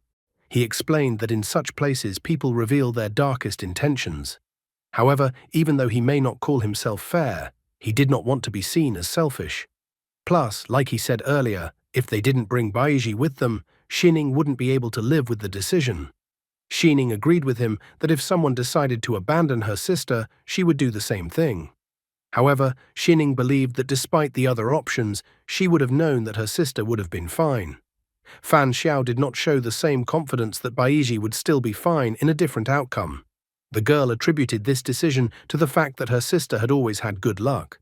She admitted that this is not the first time her sister has found herself in a desperate situation like the one that happened today. However, Fan Xiao still thought the girl's idea of luck was somewhat ridiculous. He informed her that he had a completely unique idea of luck. The girl decided not to pursue the topic further, wanting to talk about it with the guy later in private. The guy agreed to her suggestion. Now the thoughts crept into his head that his luck was not so remarkable and there were others like him. He should have cleared up the matter as soon as possible. Ever since he had been in this dungeon, he had noticed that his luck was accumulating 10 times faster in the shelter than before. After thinking hard, he came to the conclusion that even if nothing was happening, just staying in this place was already bearing great fruit for his luck. Staying in this place for 2 days, he could accumulate luck in 20 days in the normal world. He wondered if his life was in danger. Would he be able to spend the accumulated luck to pass the dungeon alive? Being in a dungeon was not necessarily a bad experience for him. Nevertheless, he decided that it was time for them to leave this unlucky place already. However, at that moment, he was stopped by Shining, asking him to wait for a while. The guy was at a loss as to what was even going on and why she had called him. Gaining confidence, the girl bowed to the guy, thanking him for helping them pass the test. The others also ran up to him and thanked him for saving them. Baiji confessed that if it wasn't for the guy's help, she would have died. The guy asked the others not to give such solemnity to the whole thing. He also confessed that his name wasn't actually Fan Jiangqiang, but Fan Xiao. Xining was annoyed that the guy had been using a fake name all this time. As they headed for the door, Baiji admitted that Fan Xiao's name seemed familiar to her. Fan Xiao explained that maybe the girl had seen his name in the news. Recently, he had several cases of fighting criminals that had been reported by the mass media. The girl was surprised that the guy was a real hero. Fan Xiao thought that it was a matter of habit, and he didn't want to be some kind of hero at all. Looking at his back, Xining thought about the fact that he was able to find the exact clue in the dungeon and was also able to predict people's intentions and utilize that. She also noted that combined with his strong talent, the guy was able to keep a precise pace. The girl realized that the person in front was quite scary, and it was good that they didn't become enemies. Baiji asked the guy to leave a contact for contact, noting that it wasn't for her at all, and her sister asked that the guy talk to her privately afterward. The guy didn't mind at all leaving a contact for contact, but Xining was surprised at her sister's skill and deception. She grabbed her sister's hand and aimed for the door, noting that if Baiji needed the guy so badly, then Baiji was the one who should have said so rather than bringing her into their conversation. Baiji promised to call the guy. The college student admitted to being jealous of the guy. The hooded guy, on the contrary, thought that one should not only be envious, but also wary. Fan Xiao said goodbye to the guys and walked through the door. The system congratulated the guy for passing the qualifying dungeon. Thanks to his passage, the guy was successfully registered as a player as soon as he passed through the space-time door. Next, the system told the guy a bit about the players. Official players were divided into 3 types: white player, human player, grey player, half-human players, black player, cannibal player. Each type of player is distinguished by the color of the number on their right hand. At the player's option, the number on the hand may be visible to all or hidden. Since the guy has no record of assimilating foreign genes, the system awarded him white player status. After a moment, the guy moved back to his couch. Thanks to this, he realized that there was an automatic return once the task was completed. In addition, he wondered if all the missing items had returned. Furthermore, he noticed that it had only been 4 hours, even though they had been there for several days, which meant that the time in the dungeon was very different from the current time. He was happy to find that the feeling of hunger had finally disappeared. He was so happy that he had finally gotten rid of the bad habit of eating animals. At this moment, a system notification appeared in front of him. The system reported that during the first dungeon, the guy had eliminated 2 black players and 1 grey player, as well as using deduction to use the clues of the space-time door, and even killed the final boss, Singing Mermaid. The dungeon was successfully cleared. Dungeon grade, S. Dungeon reward, 3 space-time tickets, 3 E-rank evolution potions, 3 bottles of E-rank antidote, 3 bottles of E-rank cure potion, 5,000 in-game coins. In addition, he received a reward for killing the final boss. Anemia earring, D-rank item. Fan Xiao first decided to take a look at the reward for killing the boss. He wondered what effect the anemia earring had. As soon as he activated the anemia earring, it immediately appeared on his ear. The system continued its explanations regarding the anemia earring. In that historical period that can no longer be researched, there were rumors that a vampire was madly obsessed with a human girl and gave her one of his earrings. After the girl wore the earring, she discovered that the earring had incredible power. According to the item's description, the wearer of the earring can control their own blood and turn it into a cold weapon for battle. The weapon's power is determined by the amount of blood expended. When the blood weapon pierces a creature's blood vessels, it will fuse with them. At this time, the earring will establish contact with the creature's blood for up to 1 hour, during which time the creature's blood can be freely manipulated. At this moment, Fan Xiao felt the blood in his body boiling, as if the blood could answer his call and could coagulate into a weapon, equivalent to another ability. He felt that this reward was truly good. Also, according to the item explanation, the maximum distance for controlling blood through the air is 50 meters. After that, he decided to look at the evolution potion, so he immediately drank it in a volley. It was just a disposable consumable item. With his current physique, he could already face the cannibal monsters without any problems. The guy then decided to take a look at his player panel. His evolution percentage was 20%. The system reported that the player had advanced to E rank, so the system wondered if the guy wanted to take the chance to upgrade his talent. The system also pointed out to the guy that as an E-ranked player, he was now required to participate in a dungeon trial at least once a month. If the guy doesn't participate in any dungeon trials for more than 3 months, the game will penalize him, and he will also be randomly teleported to a difficult dungeon. It was as if all the pathos had evaporated from him. He was now quietly rejoicing that with 3 bottles of potions, his evolution speed had increased by 11%. He didn't expect players to be able to improve their talent after a rank increase, but now he could refine his Angel of Slaughter talent. Suddenly, someone called his phone. The call was from an unknown number. The guy assumed that the sudden call from an unknown number could be from Baiji, although he didn't deny that it might have something to do with the dungeon. As he answered the phone, he realized that his conspiracy theories were going too far. As soon as he inquired about who was calling him, he heard that it was Lu Xining. She thanked the guy once again, thanking him for making it possible for them to return home safely. Fan Xiao recalled that the girl had already thanked him today, so he was a little confused as to why she was calling him about it. However, the girl reminded the guy that he wanted to know about her sister's good luck. After her words, he only remembered it. Wanting to know what the girl's luck was, he had actually forgotten about it. He was only interested in this topic because if there were people like himself, he should take this matter seriously. Xining told him that the cases of her sister's luck were quite numerous. For example, after Baiji was born, their family became stable financially. Since childhood, Baiji had encountered many different strange occurrences leading to death. All the people around the girl could get hurt, but the girl always remained unharmed. Baiji thought that her sister was already exaggerating this topic. Fan Xiao thought that the girl's luck was too good. The guy thought that then, according to the girl's assumption, a pop-up should have appeared in front of her sister. Xining had absolutely no idea what the guy was even talking about. Fan Xiao decided that it didn't matter. He had already assumed that the girl was as lucky as himself, but that was just his assumption. Xining decided to ask the guy directly what his talent was and if it had anything to do with air control. Fan Xiao quickly figured her out, noting that this was the real purpose of her call to him. He clearly informed the girl that if she wanted to know information about him, there was nothing to talk about. The guy only learns other people's secrets, abilities, and so on. But he's not going to reveal all his secrets in return. Where will the path of this lucky guy lead? Xining decided not to pursue the subject further. She asked the guy to point out that the reward for completing a dungeon was a time-space ticket, that is, an invitation to the dungeon. Based on that, she assumed that if players used the same tickets at the same time, those players would be able to enter the same dungeon.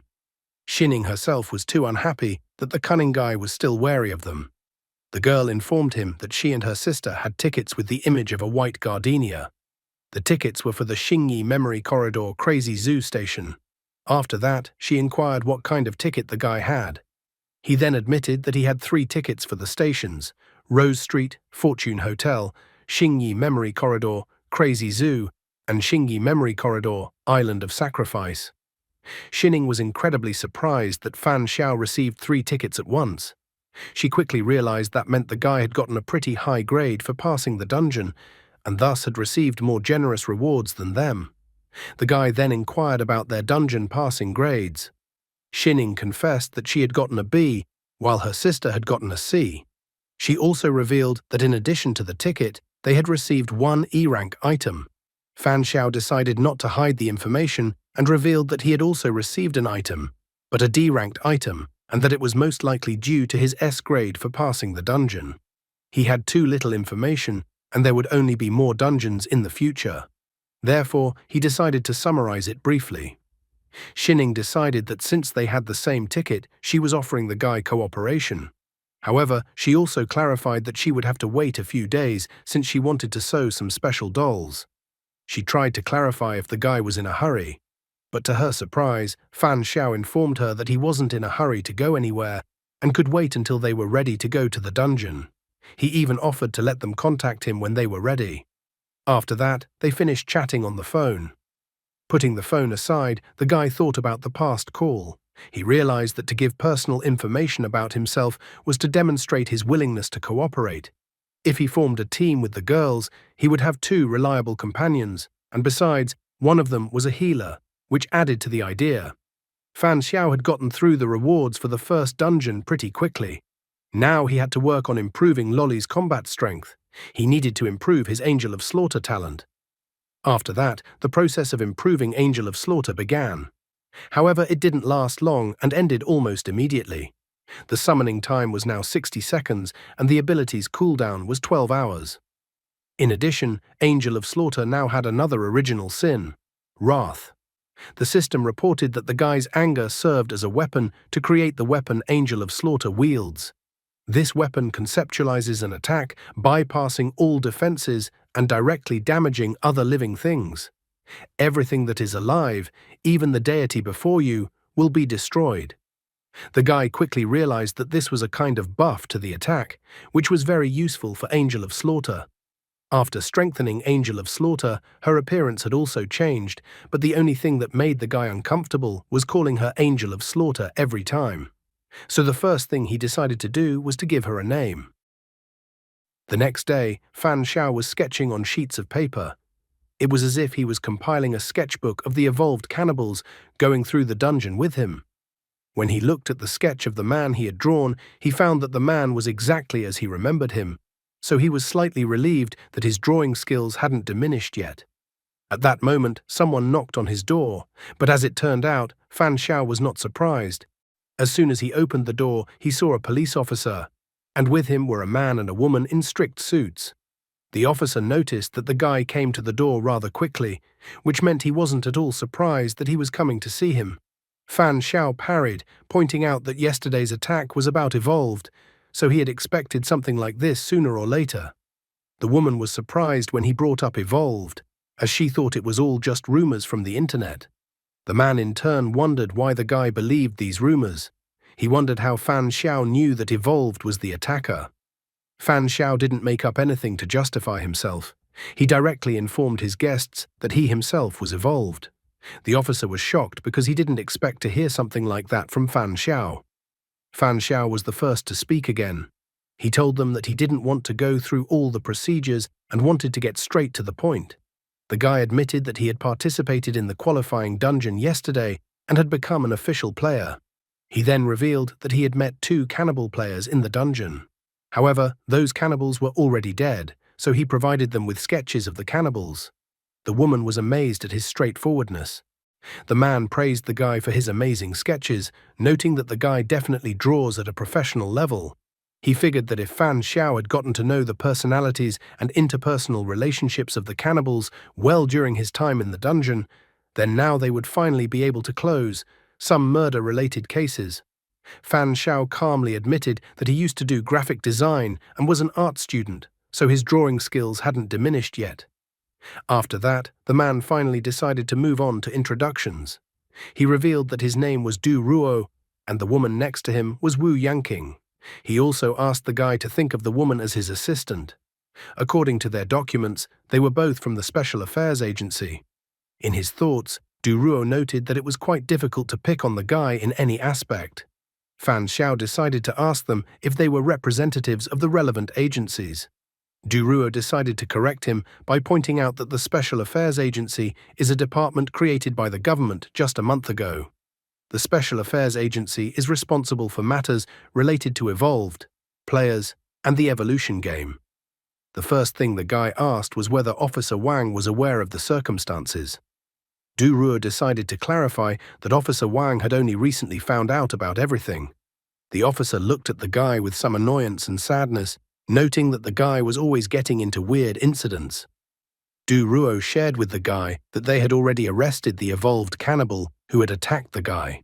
He also wondered if the guy could show his type of player. Fan Xiao rolled up his jacket sleeve and showed them his number and also added that he was a white player. Next, Du Ruo wanted to ask clarifying questions, taking a serious approach to investigate the matter. He decided to ask Fan Xiao if Fan Xiao remembered what the other people who went through the qualifying dungeon with him looked like. Fan Xiao did not unlock and admitted that he remembered them.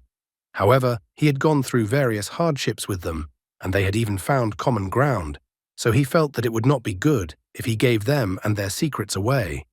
He also added that if Du Ruo were to force him to do so, he would only have to cooperate because he would not be able to overpower the Special Affairs Agency. The man asked the guy not to try to test them. He also pointed out that Special Affairs Agency wasn't as stingy as the guy thought they were. With a sly smile, Duruo pointed out that the emergence of evolution and its players would affect the existing structure, so the more time passed, the stronger this influence would become. The man suggested that in the future, gamers would become a strategically important resource and would be linked to a new wave of struggle for hegemony on Earth. Therefore, the Special Affairs Agency set itself the goal of recruiting every player.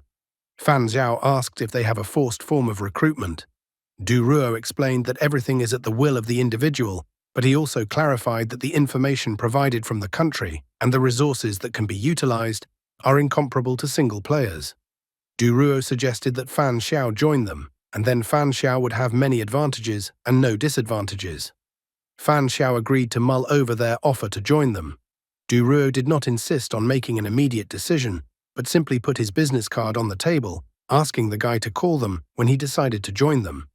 Before leaving, the man said that the business card contained his phone number, as well as an account number and corresponding password on the Special Affairs Agency website. There was some information on the Special Affairs Agency website that they wanted to share. The guy thanked him for the visit, and then they left the guy's apartment. As soon as they stepped outside, Wu Yanqing informed the captain that she had observed the guy using her Eye of Truth talent. She assured him that the number and color on the guy's arm were not suspicious and that everything was genuine. Duruo was also surprised to meet such a guy, as white players were currently very rare. Currently, the Special Affairs Agency had to deal with black-marked cannibal players. He noted that the guy had a good resume, so if they could get him on their side, it would be a good help for them in the future. Wu Yanqing, on the other hand, thought Fan Xiao was arrogant, and she hardly believed that they could persuade Fan Xiao to join them. Duruo believed that if the guy refused to join them, then they needed to persuade him to cooperate with them. He then ordered her to contact the Special Affairs Agency so they could plan this cooperation. In addition, he asked the woman to try to obtain information about the dungeons and the tickets associated with them. Duruo stated that he wanted to investigate this matter. Wu Yanqing obediently agreed to carry out the order. After that, Duruo asked the sniper and the combat team to leave their positions. The sniper, who was on a nearby roof, received orders to cancel the elimination of the target. However, at that moment, Angel of Slaughter appeared behind the sniper. She was already preparing to kill everyone, pierce the sniper's intestines, and behead him. The girl believed that dancing and waving their arms would make them less attractive. But at that moment, Fan Xiao told her that they had retreated. Therefore, he ordered her not to be capricious and to return immediately. At that moment, Angel of Slaughter appeared behind him. She declared that Fan Xiao was bad because he wouldn't let her kill whoever she wanted, and she wanted to play. As it turned out, the guy had come up with a name for her, Fan Qi. He began to scold Fan Qi, explaining that it wasn't worth playing every day. Moreover, he believed that as long as they didn't wish them harm, they wouldn't act first. Fan Qi puffed out her cheeks because she wasn't allowed to do whatever she wanted. Fan Xiao pointed out that they already had things to do. They needed to prepare for the next dungeon. He took the Rose Street Fortune Hotel ticket, which had a detailed route on it. Train number, Spacetime Train G083301. Destination, Rose Street Fortune Hotel. Carry-on items. Half a cubic meter of game reserve space allows you to take some essential items with you to pass through the dungeon. It is prohibited to store firearms and other dangerous items in it. Late at night on the roof of a high-rise building, Fan Qi tried to catch her breath and called the guy a fool, noting that he weighed too much. Fan Xiao noticed that the girl could only carry it a distance of about 10 meters after pumping it, and to unlock the full flying skill, they still had a long way to go. However, he noticed that the weapon transformed from anger had become a purely domestic tool for murder. After that, he let the girl go, wishing her a good rest. Since he had managed to test almost all of his abilities, he decided to go to a new dungeon. As soon as he used the ticket, he began to be transported to the Spacetime train station. The system asked the player Seal to note that his Spacetime train G083301 would arrive in 5 minutes. The system also reminded him that as an E-rank player, he had half a cubic meter of game space to store items that he could take with him on a trip or into a dungeon. However, the E-rank player's storage did not support the placement of firearms and high-tech products. Once at the station, he looked around, surprised that this time he was not sent directly to the shelter, but had to get there by space-time train. Now he understood why the pass was called a ticket. At that moment, a man approached him, noting that it was an incredible coincidence that he had met Fan Xiao in such a place. The man asked if Fan Xiao was also going to the dungeon. This man was Du Ruo, whom the guy recognized immediately. Du Ruo admitted that he couldn't contain his curiosity, so he decided to try it once. However, Fan Xiao didn't believe in such strange coincidences, so he was on his guard. Fan Xiao asked how many times the man had gone to the dungeon. Du Ruo immediately said that this would be his third trip to the dungeon. Will Du Ruo manage to survive this trip and recruit Fan Xiao to side with the Special Affairs Agency? The guy had already asked Du Ruo directly about the possibility that they might have gotten into the same dungeon. Du Ruo only explained with a smile that the space-time train would pass through many stations, each of which had many dungeons. Therefore, the man tried to reassure him by saying that it was unlikely that they would be so lucky that they would be able to get to the same station and the same dungeon. Fan Xiao admitted that he had seen on the Special Affairs Agency's official website that there was a trading platform. So the guy asked the man if he correctly understood the information that there was a trading platform where tickets could be exchanged. Du Ruo confirmed his speculation. He also said that trading required actual contact between players, and that usually such trades were only done within their organization. It's all set up this way because other players can't trust each other, since in the game, killing another player allows you to take their items. Therefore, players are afraid of falling for such cheating by other players. Fan Xiao decided to waste no time and asked if there were many players in the Special Affairs Agency. But Du Ruo was not a bad guy either, saying that if a guy joined their organization, he would tell him this information. After hearing his reply, Fan Xiao still once again decided to dodge a quick decision, informing him that he needed time to think about the proposal. At this moment, a voice sounded out from the speakers. The voice greeted the players with the arrival of the space-time train, G083001. The announcer also announced that the train was departing from Sunshine Coast Station and heading to its final station, Fantasy Fairy Tale City. The players were also asked to follow the rules. The first rule was that it was forbidden to attack train workers, because otherwise a player who broke this rule would be escorted off the train by the guards. The second rule was that if the train encounters danger, players who help have a chance to get special rewards. The third rule was that players who actively spend money are more welcome on the train. Just as the announcer was announcing the rules, a train pulled onto the platform. Fan Xiao immediately said that he was going to Fortune Hotel and asked where Du Ruo was going. The man admitted that it was an unbelievable coincidence, but he had to go to the same place. However, Fan Xiao could not be fooled so easily by such speeches, and he immediately realized that this was too good a coincidence.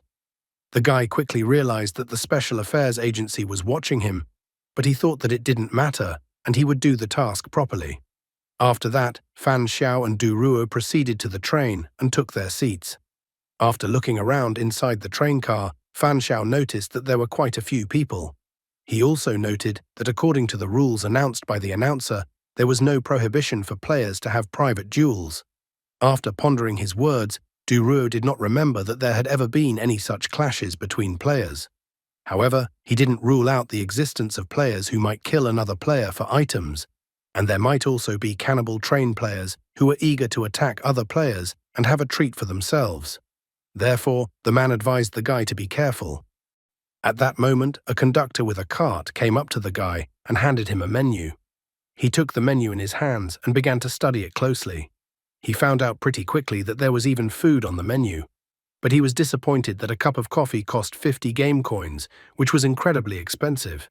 Du Ruo, with a smile on his face, decided to treat the guy and pay for his cup of coffee. The guy thought it was quite generous of the man. After a while, they brought him hot coffee, which he sat and drank comfortably. He noticed that the coffee was not ordinary at all. When he examined the cup, he noticed the name on it that it was a joint product of 9th Dimension and 9 Arts Gastronomy. Du Ruo informed him that everything was real in this place. He was even a little surprised that the guy assumed it was just some fake loading page before entering the dungeon. Fan Xiao continued questioning, trying to find out from the man what this place even was. Du Ruo suggested that it was some kind of crevice where various time and space lines intersected. Based on this theory, it could be assumed that the other passengers on this train were most likely from other worlds, which was different from the world where Du Ruo and Fan Xiao lived. Du Ruo admitted that when ordering food, he bribed the attendants to get some information, and the most valuable was the information about the space-time station number. Fan Xiao immediately called out the number G08010A1. The man noticed that the guy was pretty good at memorizing everything. He also shared the information he was able to find out. As it turned out, G08 is the number of the space-time node, 010 is the number of the world zone. According to this information, Earth has the number 010 for the world zone, and the last digits A1 is the station number. Every starting station in the world started at A1, and there were many game dungeons hidden underneath the station. Fan Xiao now had a slightly better understanding of what was happening, having memorized the point that parallel worlds were divided by numbers. Suddenly, an announcement was heard on the train. The announcer asked for all players' attention and then announced that there would now be an emergency bounty announcement. The train announcer reported that a player known by the nickname National Annihilation had been spotted in space-time node G08. He was a member of the Tribunal of Life Assassination Organization. This person is a super player who once killed high-ranking employees of a game company and is an extremely dangerous individual. The announcer appealed to all players at space-time node G08 that if they had any information about this individual, they could directly report to the game. Depending on the importance of the information provided, the game company was willing to provide an appropriate reward. Fan Xiao wondered why the game company couldn't directly punish the players. After all, in order to catch criminals, they have to use the space-time train and issue reward ads. The guy wondered about the organization he had just learned about, Tribunal of Life. He was a little surprised that there was a player organization that dared to openly oppose a game company. Du Ruo understood his reasoning perfectly. After all, based on these announcements on the train, it appeared that the game company could not fully control the evolution game. However, he thought that this was quite good news for them as players. Fan Xiao wanted to know more about the game, so he asked the man if he knew anything about super players or S-level players. However, Du Ruo was even slightly annoyed that the guy seemed to think his was an encyclopedia. He admitted that he had only started playing a month earlier than the guy, so he didn't have much information. The man thought that super players were hardly anyone they could face at their current level. Suddenly, the train announcer announced that the train had arrived at Rose Street Station and advised the passengers with this ticket to leave the train. Fan Xiao was surprised that the train had reached his desired station so quickly. As he exited the train car, the guy stated that he was actually curious what would have happened if they had continued traveling on their own ticket, but Du Ruo didn't know the answer to that question. However, he warned the guy that before breaking the rules, he should consider whether he had the power to do something like this, because otherwise the consequences might be too severe. After saying that, Du Ruo and Fan Xiao disintegrated into data and were teleported away. Soon, Fan Xiao appeared in front of the majestic building. Immediately, it was announced that the Fortune Hotel dungeon had been opened. The backstory of this place was that ever since the guests of Fortune Hotel started complaining that there was a foul odor in their rooms, the hotel staff started a thorough investigation trying to find out the sources of the odor. They thoroughly checked the bathrooms, water pipes, floors, ceilings, and windows, but found nothing. However, the odor was getting stronger, so the staff began an even more thorough inspection, destroying everything in the room. Eventually, they found the body of a decomposing woman in a red dress with her hair loose in the mattress. As it turned out, it was a murder with the body concealed. The body was quickly removed and the odor disappeared, but creepy and rather strange things began to happen in the hotel. Some hotel guests complained that light footsteps could be heard in the hallway at night. Daredevils who still decided to open the door of their room at that moment saw the silhouette of a woman in a red dress with loose hair. After that, the hotel guests started disappearing one by one, and the odor reappeared.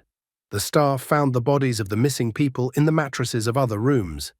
Panic from this event gripped everyone, and everyone was convinced that the murder victims hidden in the mattresses had turned into evil spirits that roamed the hotel, killing new guests and stuffing their bodies in the mattresses, repeating their tragic fate. After this brief backstory of the hotel, a system notification appeared. The notice stated that 9 p.m. to 7 a.m. was a time of activity for evil spirits, so hotel guests were advised to lock their room doors and be cautious. It also stated that only one guest could stay on one floor. Violators of this rule would be the first to be attacked by an evil spirit. The system also reported the most important rule. During the dungeon, the hotel will be completely isolated from the outside world, so players will be completely cut off from other space-time levels. After that, the system finally announced that the dungeon task was to live for 3 days in Fortune Hotel. Fan Xiao thought that this was all just an old and rather hackneyed bogeyman. Gradually, other players began to appear beside him. Du Ruo was also among the players in this dungeon. Once all the rules and backstory were announced, a girl appeared in front of them. She looked around at all the players and then announced that she had received a notice that the dungeon had closed. And she also added that they were the last group of players to enter this dungeon. The girl revealed that there are 12 players all participating in this dungeon. The excited guy decided that everyone should enter the hotel first, because the task stated to stay in the hotel for 3 days, which meant that time would only count down from the moment they entered the hotel. However, the woman suddenly declared that they couldn't enter the hotel now. She believed that they did not yet know if there might be any cannibalistic players lurking among them. The woman felt that everyone must first assure that they were not monsters, or else she would not enter the hotel. So whoever wants to go into the hotel can go in themselves. The blonde man was clearly unhappy with the woman's remarks. He felt that he didn't have to prove anything to anyone. The girl next to him advised him to ignore the woman. She even called the woman ugly. The woman was outraged at this treatment in her direction. She stated in a panic that they were definitely cannibal monsters. The woman continued to tell the others that if the 2 people in front of her were unwilling to prove their identity, then they could most likely be cannibal players. Therefore, she advised the others that if the others didn't want to be eaten by them, then they should eliminate the threat beforehand. Fan Xiao once again gave the other players a nickname based on their external characteristics: man with tattoos, babyface, bald man, werewolf, middle-aged man, handsome. Fan Xiao tiredly asked the woman why they should do anything at all. Why does the woman tell them to do something and they have to do it? The woman pretended not to understand what he was even talking about. She didn't understand why the guy didn't want to prove he wasn't a cannibal. And since he doesn't want to prove otherwise, that means he is a cannibal monster too. However, Fan Xiao calmly headed towards the hotel, saying that their mission was not to clear the hotel of cannibal monsters. In addition, the physical strength of cannibals was the strongest among all types of players. Therefore, he believed that even if they found the cannibals, there would be casualties, and no one wanted to just die. He asked if there were any players who were willing to take the lead. If there were, he would follow them, but if there were none, he would just go inside the hotel. Then, smirking, he turned to the others, saying that even if he was a cannibal, who would risk anything against him? He immediately asked if the woman who was screaming the most would risk attacking him. The woman immediately started screaming at the top of her throat that the guy had given himself away. She was displeased that the other players didn't do anything about it. Man with tattoos, on the other hand, thought that the woman was definitely out of her mind and wondered why the woman didn't go and sort it out herself. The handsome man standing next to them decided that the main threat at the moment was evil spirits, so the woman could keep an eye on the cannibals herself. After that, Du Ruo approached the guy. He knew very well that the guy was a white player and that his words could easily make other players think that he was a cannibal. Du Ruo didn't understand why the guy wanted to upset everyone at once. However, the guy stated that subhuman players had distinctive characteristics, and as a white player, he couldn't just explain things to them. So he decided that he'd rather come forward himself and establish some credibility than let them just accuse him.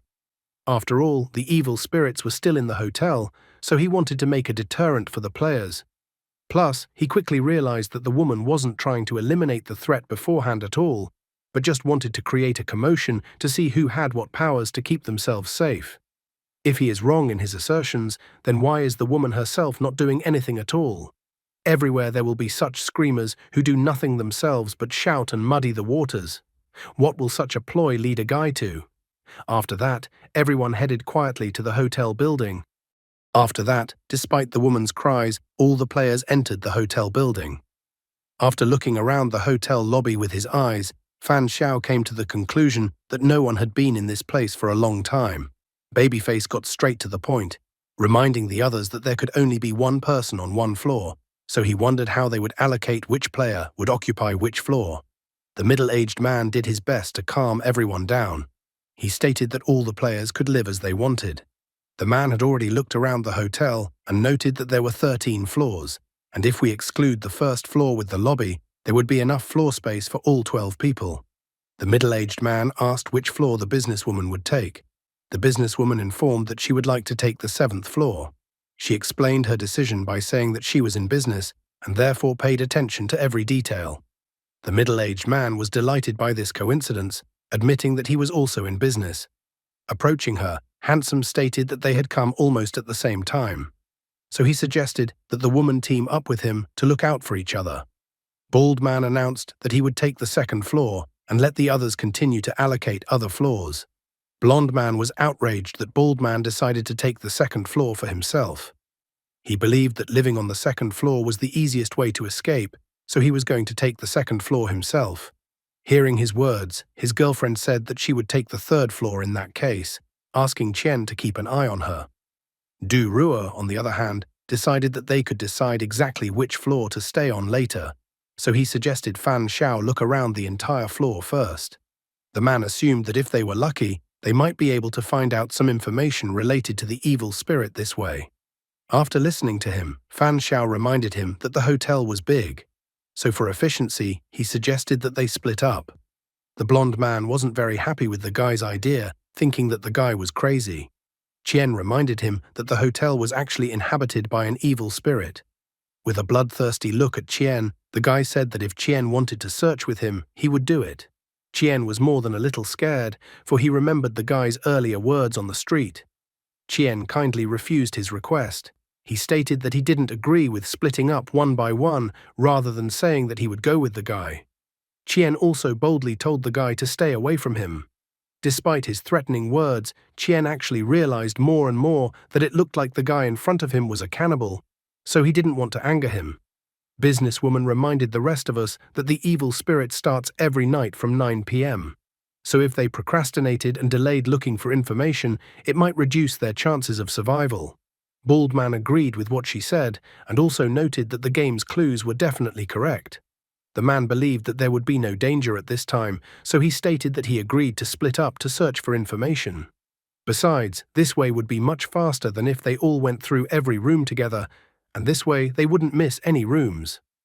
After listening to his arguments, Handsome agreed with him. Fan Xiao once again took the initiative and went first, announcing that since everyone agreed, they should hurry up. Du Ruo wondered if the guy thought the evil spirit was even real or a fake. Fan Xiao admitted that there was too little information to judge anything. As they were going up the stairs, the guy suddenly stopped and turned to Du Ruo, saying that he would leave the floor inspection to Du Ruo and go up to the 13th floor. Du Ruo did not object to this initiative in any way. Before he left, he even advised the guy to be more careful. Fan Xiao annoyed Du Ruo, and he thought of him as a sticking band-aid, as the man never left his side. In the end, the guy decided it was some kind of test from the Special Affairs Agency to check him out. After a while, Fan Xiao arrived at the 13th floor. The first room he was going to start his search was 1301. At first glance, he noticed that no one had been in this room for a long time, so he didn't expect to find any easy clues here. Therefore, he immediately took out the anemia earring. Waiting for clues was not the best way to successfully pass the dungeon, so he decided that now would be a good time to try out the anemia earring, the item he had received as a reward after completing the last dungeon. After only a moment, he saw that he needed the curtains. After pulling down the curtains and taking a look at them, the guy was glad that the task had been successfully completed and that the anemia earring was actually incredibly useful. Not only could the anemia earring control blood, but it could also control its oxidation and drying. After some searching, everyone made their way back to the first floor lobby.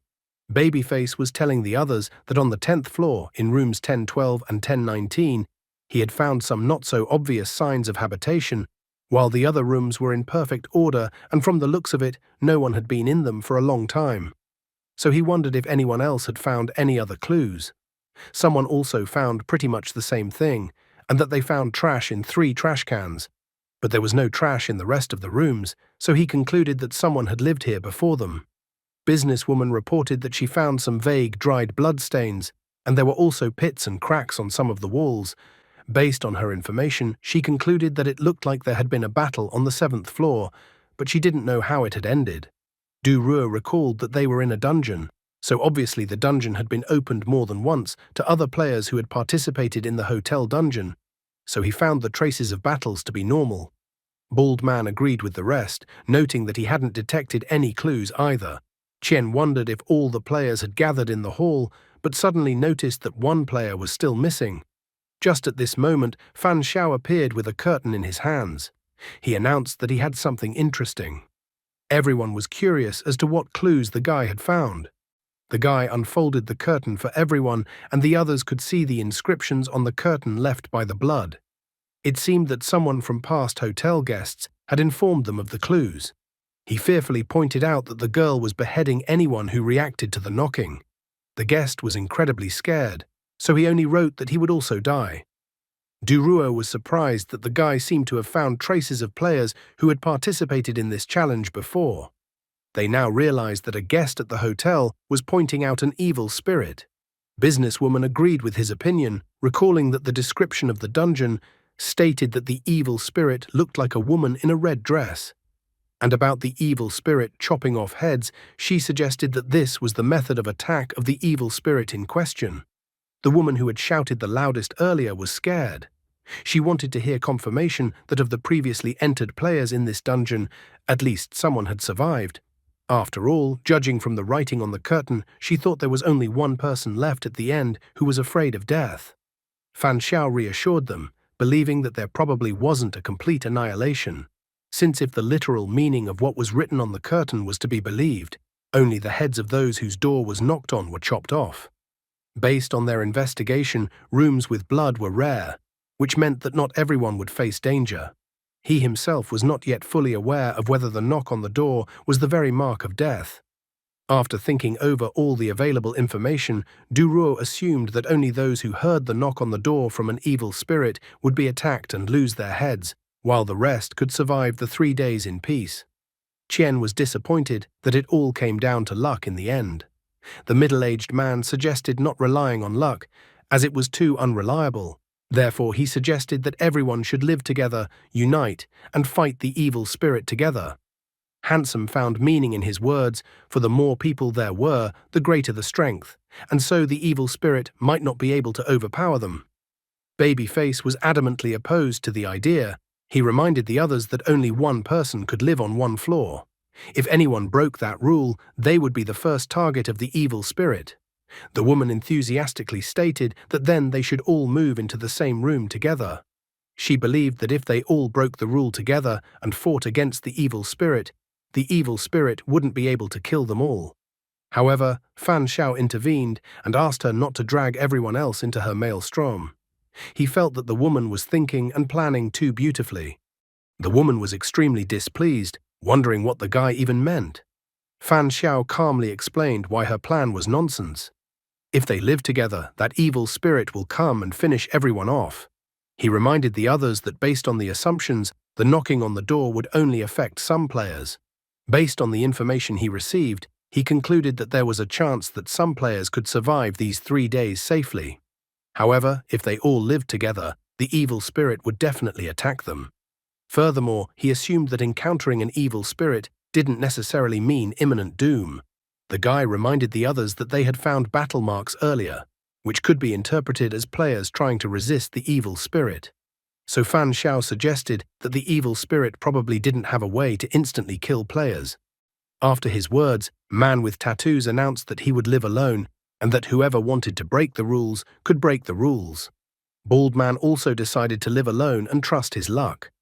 After carefully considering her choice, Businesswoman also decided to follow the rules and live alone.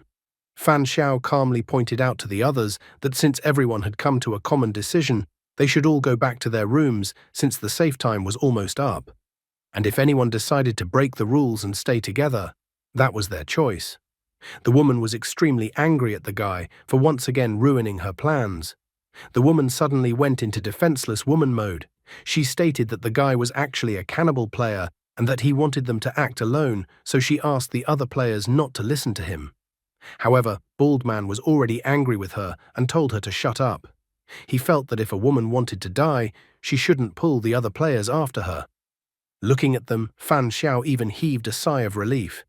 The guy thought that if the bumbling idiots broke the rules and started living together, they probably wouldn't even have to wait for an evil spirit to appear, and the rules of the game itself would destroy the violators. He didn't know if there was an evil spirit in this building yet, but there was definitely one right next to it, Fan Chiki. Even if the evil spirit appeared to him, he wondered who would actually be scared of whom. With a flushed face, the middle-aged man approached businesswoman. He thought that since she would live on the 7th floor and he on the 6th floor, they would be neighbors. So he asked that if something happened to either of them, they should start making noise to attract the neighbors' attention and support each other. Businesswoman agreed with him because cooperation definitely increased their chances of survival. Hearing their conversation, Handsome approached the woman that the other players on different floors would also make noise to warn and support each other. It was strongly evident from the middle-aged man's face that he was extremely unhappy that Handsome was interfering with his attempts to establish a relationship with businesswoman, who he obviously liked. The woman also cut into their conversation, stating that since she would be living on the 9th floor, she thought it would be easier for them all to help each other that way. The middle-aged man was extremely surprised and unhappy that everyone was just getting in his way. Businesswoman said with a smile that she agreed to cooperate because the more people the better. However, it seems that middle-aged man and Handsome have become rivals in the fight for the heart of businesswoman, who does not seem to be interested in either of them. Looking at them, Fan Xiao calculated that there were 2 subservient men, one young woman, another female provocateur, and a couple of stylists. In his opinion, the overall danger was not great. The others, however, were rather taciturn, so it was difficult for him to understand them for the time being. In the end, he decided to behave more cautiously with them, but one player from their group pissed him off the most. As soon as he entered the elevator, Duruo also entered the elevator with him. They used to walk up the stairs, but now it turns out the hotel has an elevator. The guy was annoyed with Duruo because even now Duruo was supposed to live on the 12th floor, but for some reason went with the guy to the 13th floor. The elevator doors opened and a happy Duruo walked out following the guy on the 13th floor. Then he said that he had some business with the guy and that they needed to find a place to sit down to discuss an important matter. After a while, they came to room 1308. Duruo thought that as long as there was time before 9 p.m., then they could chat, as long as the guy didn't mind, of course. Fan Xiao also said with a smile that he didn't mind chatting before the appointed time.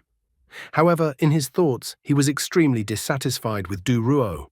Even though he didn't mind socializing, Duruo had already come to his room before he even asked for permission. And on top of that, he immediately sat on the bed. The guy even thought that Duruo seemed to have been raised poorly as a child. Duruo didn't care. He confessed that he was interested in one question. Previously, the guy at the hotel entrance had hinted that he might be a cannibal player and that it was to catch someone's eye. Duruo wondered if the guy had made any progress in this matter. Fan Xiao evasively informed that it was just for fun, so it wasn't a fact that it would produce any results. Although no one fell for his ploy, he still had some assumptions. He believed that man with tattoos, babyface, and bald man might be cannibal players. After hearing the guy call one of the players babyface, Duruo praised him for choosing a pretty accurate nickname for that player. He wondered why the guy thought that one of them might be a cannibal player, and what the guy thought was wrong with them. Fan Xiao shared the observation that everyone else is active, so it is immediately obvious that they cannot hide their intentions. But man with tattoos, babyface, and bald man are constantly silent and rarely say anything. If something were to happen, he believed that they would be the first ones to be under suspicion. Duruo finally exhaled and revealed that he hadn't actually come to discuss the players, but for another reason. He was curious. He wanted to confirm his speculation that those bloody marks on the curtain were actually drawn by Fan Xiao. Fan Xiao smirked and wondered if Du Ruo had been tasked to be an evil spirit and kill people. Du Ruo also grinned in response because based on the guy's words, there was no evil spirit in the dungeon. It was all just a disguise, and the evil spirit was actually just a person. He even made the comparison that it was a quest like the werewolf game. And it turned out that if Du Ruo was tasked to play the role of an evil spirit, then Fan Xiao would definitely be in trouble now. Fan Xiao smiled, saying that he was just joking and trusted Du Ruo. After all, it was unlikely that the official staff would kill innocent players. However, Fan Xiao was not a fool and was well aware that with the strengthening of Raj, Fan Qi would surely be able to kill Du Ruo. Du Ruo continued to smile, noting that the guy's speculation was quite interesting. But unfortunately, he wasn't tasked with being an evil spirit, so the guy could test him however he wanted. The guy's face even covered in cold sweat. He assured that there was no need to do that, because the bloody footprints were a trap to catch other players. Fan Xiao explained that if one recalled the description of the dungeon, the rules related to the evil spirit are quite obvious. The evil spirit will hide the bodies of dead people in the mattress, repeating its tragic fate. Now Fan Xiao has tampered with the information and added 2 new rules. Rule number 1, the evil spirit will knock on the door to mark the victim.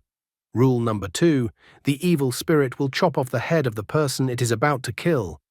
Fan Xiao concluded that if an evil spirit really exists, it is unlikely to follow such rules. However, if the evil spirit follows these 2 rules, it will fall into a trap that will indirectly confirm that the evil spirit is actually a person who plays the role of an evil spirit. Thus, the person who plays the role of the evil spirit knows perfectly well that the bloody writing on the curtain is fake. Therefore, the fake evil spirit's first order of business would be to eliminate the threat, which means it would probably try to kill Fan Xiao first. Du Ruo was surprised that the guy was so confident and believed that he could defeat the evil spirit. Fan Xiao corrected his thoughts by saying that it would only make sense if the evil spirit was a fiction. Otherwise, if the evil spirit really existed, it wouldn't care about the guy's pranks. Suddenly, Du Ruo took out 2 paper cups. He explained that he was holding an E-rank item, the evolved paper cup for communication. The man revealed that the 2 cups could provide communication in the same spatial domain, which was a good substitute for walkie-talkies that couldn't be brought into the dungeon. The guy was surprised that there were even such useful items found. Du Ruo held out 1 cup to the guy. The man asked the guy that if the guy catches the evil spirit today but can't handle it, he should remember to inform him so that he can come to the guy's rescue in time. Du Ruo was amused that everyone was avoiding the evil spirit, but the guy on the contrary decided to provoke the evil spirit. Before leaving, Du Ruo decided to find out why the guy was so sure that the evil spirit was just a fiction. Fan Xiao explained that he had just thought that the likelihood of such a situation was high. He didn't deny that there were such things as evil spirits, but he felt that such supernatural things were unlikely to appear in the Irang dungeon. Du Ruo wished the guy good luck with catching the evil spirit. He once again reminded the guy to remember to let him know if anything happened. Fan Xiao smilingly asked Du Ruo not to worry about it. It was soon 10 p.m. in the evening. A woman was sitting near the door, holding a lamp in her hands. She was trembling all over, but tried to convince herself that she couldn't possibly believe that she would suddenly meet an evil spirit. Suddenly, there was a knock at her door. The woman was frightened because if someone knocked on the door, then it was definitely an evil spirit. She thought that the main thing was not to open the door, but to hold it so that no one could open it, and then she would be safe. Suddenly, a woman who was an evil spirit appeared right in front of her. She instantly attacked the woman who was frightened and screaming. Meanwhile, businesswoman was touching her hair with her hand, and suddenly she heard screams and noise coming from other rooms throughout the hotel. What really happened in this strange hotel? The next morning, Fan Xiao and Du Ruo were riding in the elevator. Du Ruo asked if anything had happened during the night, but Fan Xiao said nothing had. Du Ruo admitted that nothing had happened to him either. He even suggested that perhaps Fan Xiao was mistaken and that the evil spirits were not players pretending to be evil spirits, but real evil spirits. However, Fan Xiao yawned and reminded him that just because they were fine did not mean that everyone else was fine, so he suggested that they go down to the first floor to check on the current situation. Fan Xiao and Du Ruo quickly took the elevator down to the first floor.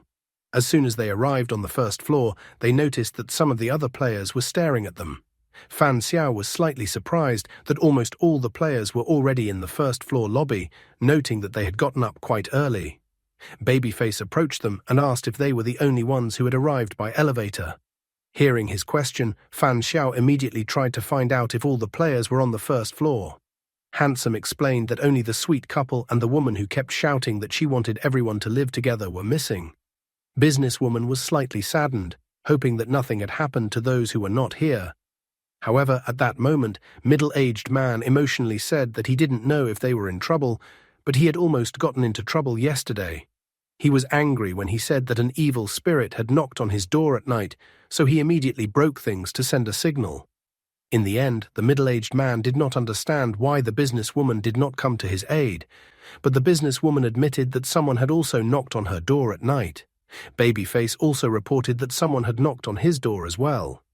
This information did not reassure middle-aged man at all, and he continued to shout, thinking that they were talking nonsense.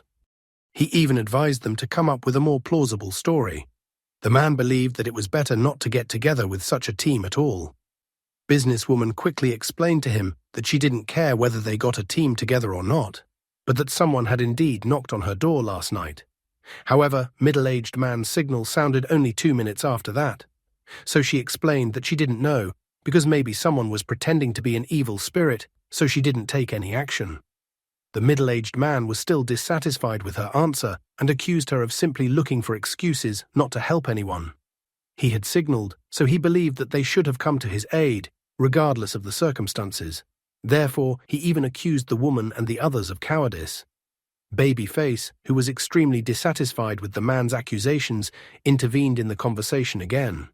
He pointed out that someone had simply knocked on the door and that he and businesswoman had not sent a signal, but the man had. This meant that the middle-aged man had wasted his chance to help, so he believed that the middle-aged man should blame himself for his fear of death. The middle-aged man was still indignant, believing that Babyface spoke so eloquently, but when he asked for help, Babyface did not come, so he accused Babyface of not being so brave himself. Tired of their shouting, Fan Xiao intervened in the conversation. He decided to clarify the information that everyone had heard yesterday when the evil spirit knocked on their door. The middle-aged man continued to shout that it was true and that he had no reason to lie about it. The businesswoman noted with irritation that it seemed that evil spirits really did exist. Babyface also reminded the others that the curtains said that an evil spirit knocks on the door before killing, which meant that they really did exist. However, at this moment, Fan Xiao caught the attention of all the players as he tried to confess one small detail of what had happened. He even asked that the other players not get too angry with him. After that, he admitted that he had actually forged the writing on the curtains himself and that no evil spirit had written anything on the curtains. Duro was surprised that the guy had revealed his trump card so easily. The other players were in complete shock, completely unable to understand how such a thing could happen. They inquired as to why the guy had forged the inscription on the curtain and what he was up to. Fan Xiao then explained to them that he had created this inscription on the curtain to see if there were any evil spirits in the hotel at all. And after the previous night, the only conclusion was that there were no evil spirits in the hotel at all. After all, if they were real spirits, they certainly wouldn't act on his fake clues, which meant there was only one possibility that some of the players had gotten a special assignment. He clearly pointed out that some of the players were given the task of pretending to be an evil spirit and killing other players. Almost all the players present were completely shocked by the information that the guy had voiced. They began to take turns claiming that they heard someone knocking on their door, but it wasn't them. Someone was still amazed that one of the players was pretending to be an evil spirit. Handsome tried to address the guy, noting that since he had arranged all this, he could be an evil spirit. However, Fan Xiao gave him a cold glance, noting that if it was him, then he might as well not confess about the curtains. And tonight, instead of knocking on the door, he would find a way to enter and kill all the players one by one. Handsome was completely powerless against such arguments, so he didn't even have the right words. Then Duruo intervened in the conversation. He reminded the other players that since their conclusion was that there was a fake evil spirit among them, then everyone was a suspect. However, Duruo happily stated that there was some positive news, because now they knew that their enemy was not an evil spirit, but a human. Fan Xiao explained to everyone that they were essentially playing a werewolf game, but with some differences. In the werewolf game, the werewolf always kills at night, but in their game, when they realize that they are facing a normal player and not an evil spirit, it is no longer as scary to confront the enemy. Handsome was glad too, thinking that if the enemy was human, then they didn't need to be so afraid. The middle-aged man noticed the logic in the guy's words, noting that it all sounded plausible, because if it was a real evil spirit, then it wouldn't be knocking on the door. Fan Xiao once again took the lead, explaining to the others that they now had 3 players whose fate was unknown. Therefore, he was suggesting that the rest of the players check what had become of them first, and then decide what to do next. However, the middle-aged man didn't like the guy's plan. He thought that there was no need to confirm anything, because if the players didn't come down, then they were definitely killed by an evil spirit. And based on the fact that a human had done it, that meant a human could kill someone during the day. Despite all the cries of the middle-aged man, Fan Xiao pointed out that the rules of the trial stated that spirits hide their bodies in mattresses, so he noted with a horrified look that surely the players didn't want to sleep on bodies that were hidden in mattresses. The others were also terrified at this prospect. Fan Xiao, as the leader, announced that once they find the bodies, then he would then be able to figure out which one of them is the evil spirit. Handsome wondered if the guy had any other clues and what kind. However, Fan Xiao pointed out to him that there might be a fake evil spirit among them, so he wasn't going to be so stupid as to reveal all his cards. So he advised Handsome to just look for the body in the mattresses. Handsome didn't like that answer from the guy. The middle-aged man was still unhappy with the guy's behavior, believing that the guy was putting fear into them, and they didn't yet know if the guy was telling the truth or lying to them. The very thought of sleeping on a mattress with someone in it gave businesswoman goosebumps all over her body, so she immediately agreed to do a body search. Babyface supported her thought, explaining that everyone would be able to help during the day anyway, and it was unlikely that a fake evil spirit would act so brazenly. Fan Xiao turned his back to them, getting ready to leave. Lastly, he told them that this was all he wanted to tell them, but it was up to them to believe it or not. Du Ruo looked at the guy suspiciously. He wondered what the guy was really up to. After a while in one of the rooms, Fan Xiao continued to search the room and complained that the entire building had 13 floors, hundreds of rooms, and they had already searched almost half of them, but still found nothing. He even began to doubt that a fake evil spirit had hidden the bodies in the mattresses. But at that moment, he heard a suspicious sound behind him and turned around. Standing near the door was Bald Man, who possessed the arrogant doorknob item. Fan Xiao inquired what Bald Man was up to, but the man only smiled slyly. He pointed out that he possessed an E-ranked item, the arrogant doorknob. If this item was placed on a door, the door would completely block sounds from both outside and inside. Fan Xiao was a tough guy, so stuck his hands in his pants pockets and tried to extract information from Bald Man. The guy tried to make sure that Bald Man was the one who pretended to be an evil spirit and killed the 3 players. He was slightly surprised that the item's abilities were really strange and varied. However, Bald Man corrected his thoughts that it was like that, but he only killed the woman who screamed the most, and the other 2 broke the rules and were therefore wiped out by the game. What Fan Xiao wondered the most was why Bald Man hadn't attacked him last night. Bald Man coldly explained that he had one item that allowed him to see the approximate chance of victory against a particular player.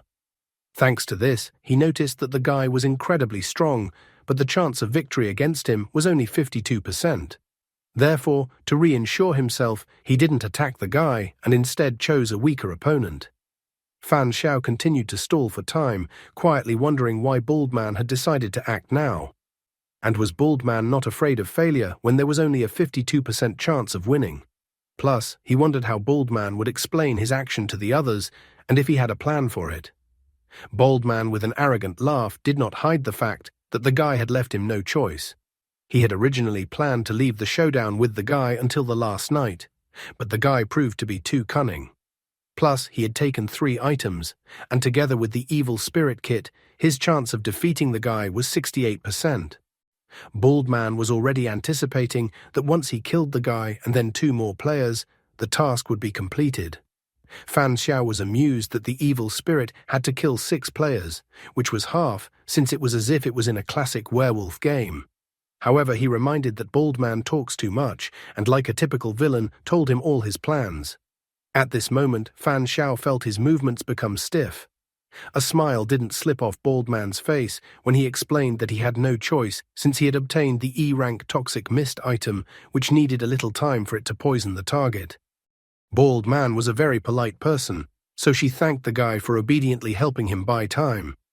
Fan Xiao was surprised that the man was so sneaky that even though he won with a 68% chance, he still poisoned Fan Xiao, and now Fan Xiao couldn't even move. At the same instant, Bald Man pulled out a mask as if out of nowhere and tried to put it on his face.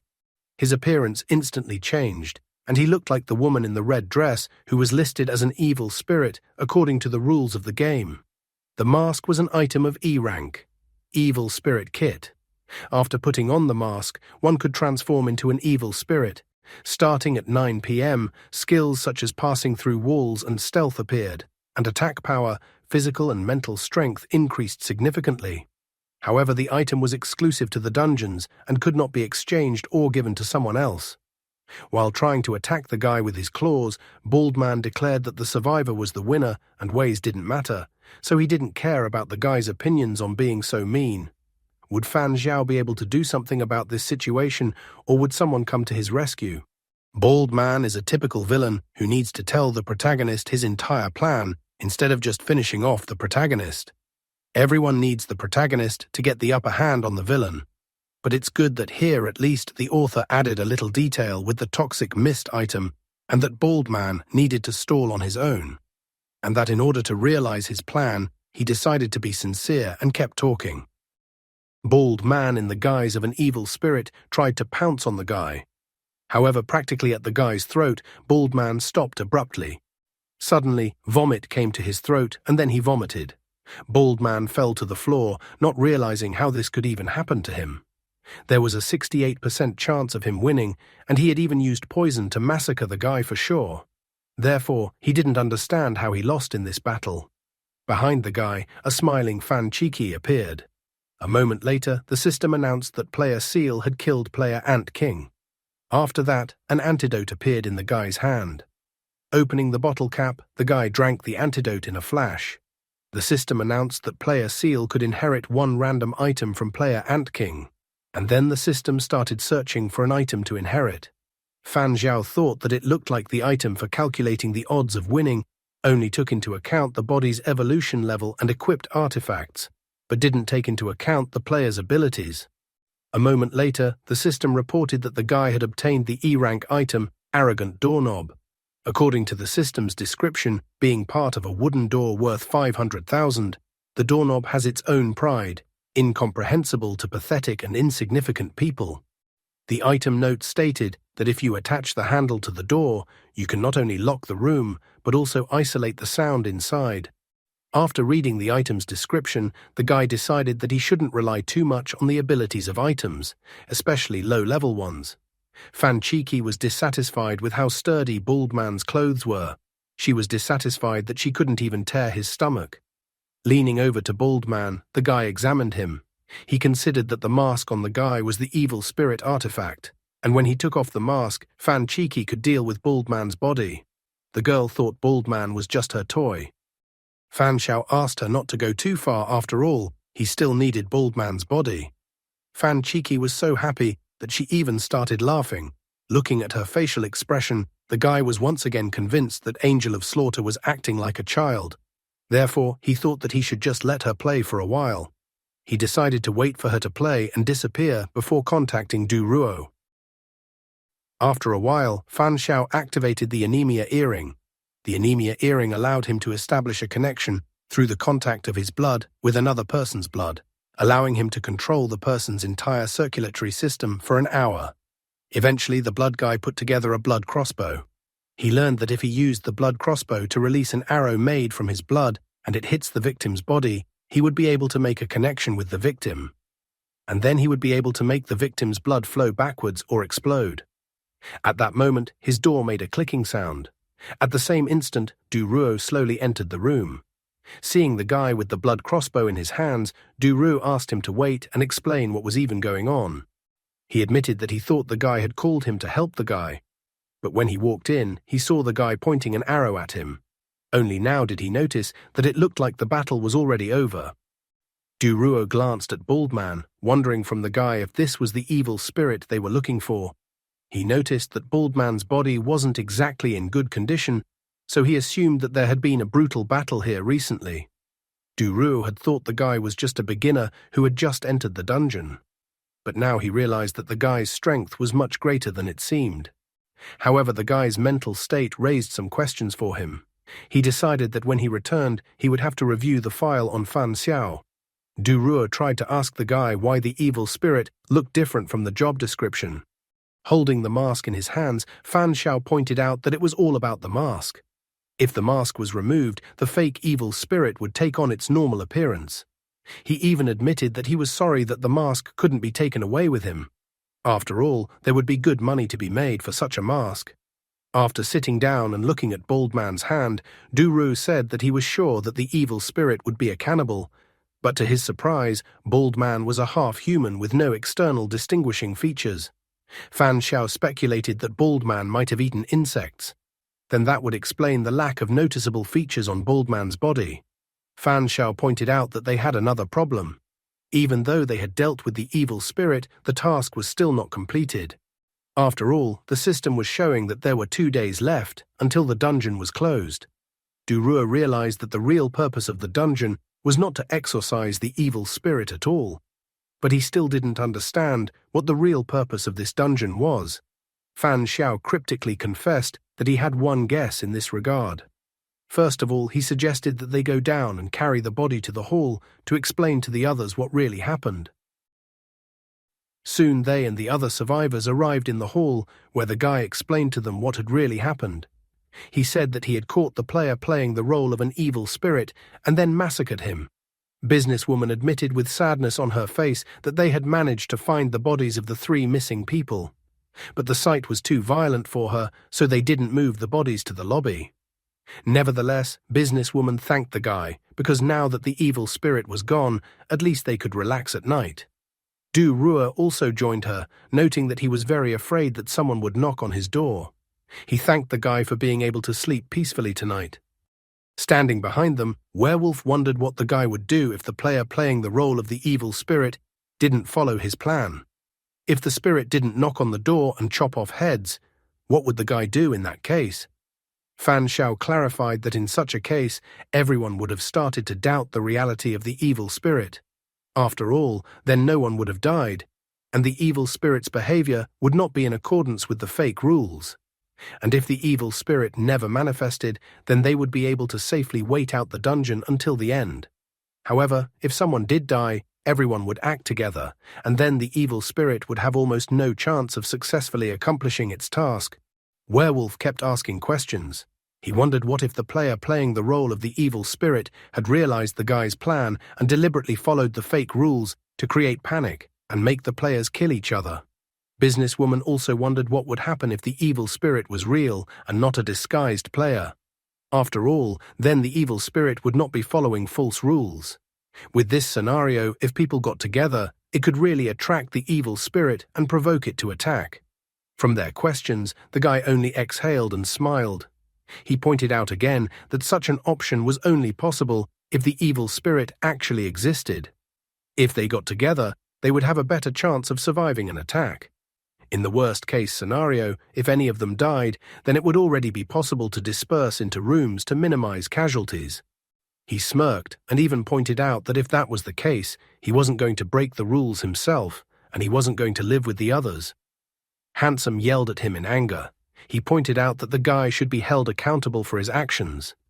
After all, if the guy hadn't tampered with the evidence, no one would have panicked. And they would have all just strengthened their defenses, and then maybe no one would have died. However, for all his words, the guy only laughed. Fan Xiao explained to them that the bodies of the 3 dead people spoke quite clearly about the entire situation. He didn't care about their thoughts because the fact was that he had already killed the player who was playing the role of an evil spirit, and he didn't expect any gratitude from them or that they would start trusting him. He even admitted that he didn't trust them at all either. Suddenly, the middle-aged man said he trusted the guy. Now that the spirit was gone, he was interested in another matter. He was going to discuss with everyone how to divide the spoils from the fake evil spirit. Waving the mask in his hands, the guy asked if these were the trophies middle-aged man was talking about. Middle-aged man was glad because he was talking about an item that should drop out after killing a player, especially if it was an evil spirit. However, the guy's look changed abruptly to a cold one. He stated that it was no wonder the man had such a face, so he probably wanted to cover it up with that mask. In his opinion, middle-aged man had done nothing but wanted a trophy. The guy thought middle-aged man's request was just unbelievable chutzpah. Middle-aged man was shocked by his words. The middle-aged man seemed to take great offense at his words, as he started yelling to everyone that the guy was a cannibal and he was the one who confused them with false evidence. He thought that if the artifact remained in the guy's possession, they were unlikely to survive the night in peace. The middle-aged man began to tell them that the guy might come up with some new trap. Handsome intervened in the conversation, asking everyone to calm down. He also pointed out that they hadn't proven that the guy in front of them was a cannibal yet. Nevertheless, Handsome decided that until they could sort things out, it would be logical to give the artifact to someone they trusted. The guy looked at him coldly and wondered who everyone trusted and if he was talking about himself. Handsome tried to dodge the question by saying that he was not talking about himself. Regardless, he considered it a matter of general safety and explained that he had no personal animosity towards the guy. He even asked the guy to understand him on the matter. A middle-aged man jumped at the idea. He thought that the player who aroused the least suspicion among the other players should take the mask. Smiling, Fan Xiao tossed the mask to middle-aged man, declaring that he was suitable. The guy even asked that middle-aged man keep the mask properly. But when middle-aged man caught the mask, he saw a system notification that the item in his hand was exclusive to the dungeon, and that an unfit player could not obtain or use it. Middle-aged man was enraged, believing that the guy was just messing with him. It pissed him off that the item was a quest item, and the guy hadn't told him about it before. However, Fan Xiao only laughed, thinking that watching everyone fight was fun, because it was like going to a circus with monkeys. Middle-aged man announced that the evil spirit danger was actually gone, but the cannibal player was still in front of them. Middle-aged man pointed at the guy, shouting about how he was a cannibal. He even started yelling to everyone that the guy would attack them tonight, so they wouldn't be able to sleep well for the next 2 nights. So the middle-aged man suggested that everyone should get rid of the threat together, as they would all feel better without the cannibal. Everyone was shocked by his words, and only Duruo knew the truth and could barely contain his laughter. However, the guy glared bloodthirstily at the middle-aged man, asking if he was looking for death. Everything went exactly according to his plan, as this was the most opportune moment to provoke the cannibal players to reveal their identities, so he planned to add more fuel to the flames. The middle-aged man had already directly pointed out that the guy had shown his true colors. He was going to take it out on the guy together, but at that moment he was pierced by a spear. Middle-aged man was instantly knocked out of the game. Babyface behind him used shape-shifting clothes. The E-rank item, shape-shifting clothes, is a garment made of a special metal and has the powerful ability to transform shape and change color. One outfit replaces 100 ordinary ones, perfectly solving the problems of the poor. According to the item note, this artifact combined attack and defense. In weapon form, it has the strength of steel, and in armor form, it covers the wearer like a bulletproof vest. According to the second item note, the magical garment has the properties of a liquid. Separated parts can be put back together and reunited.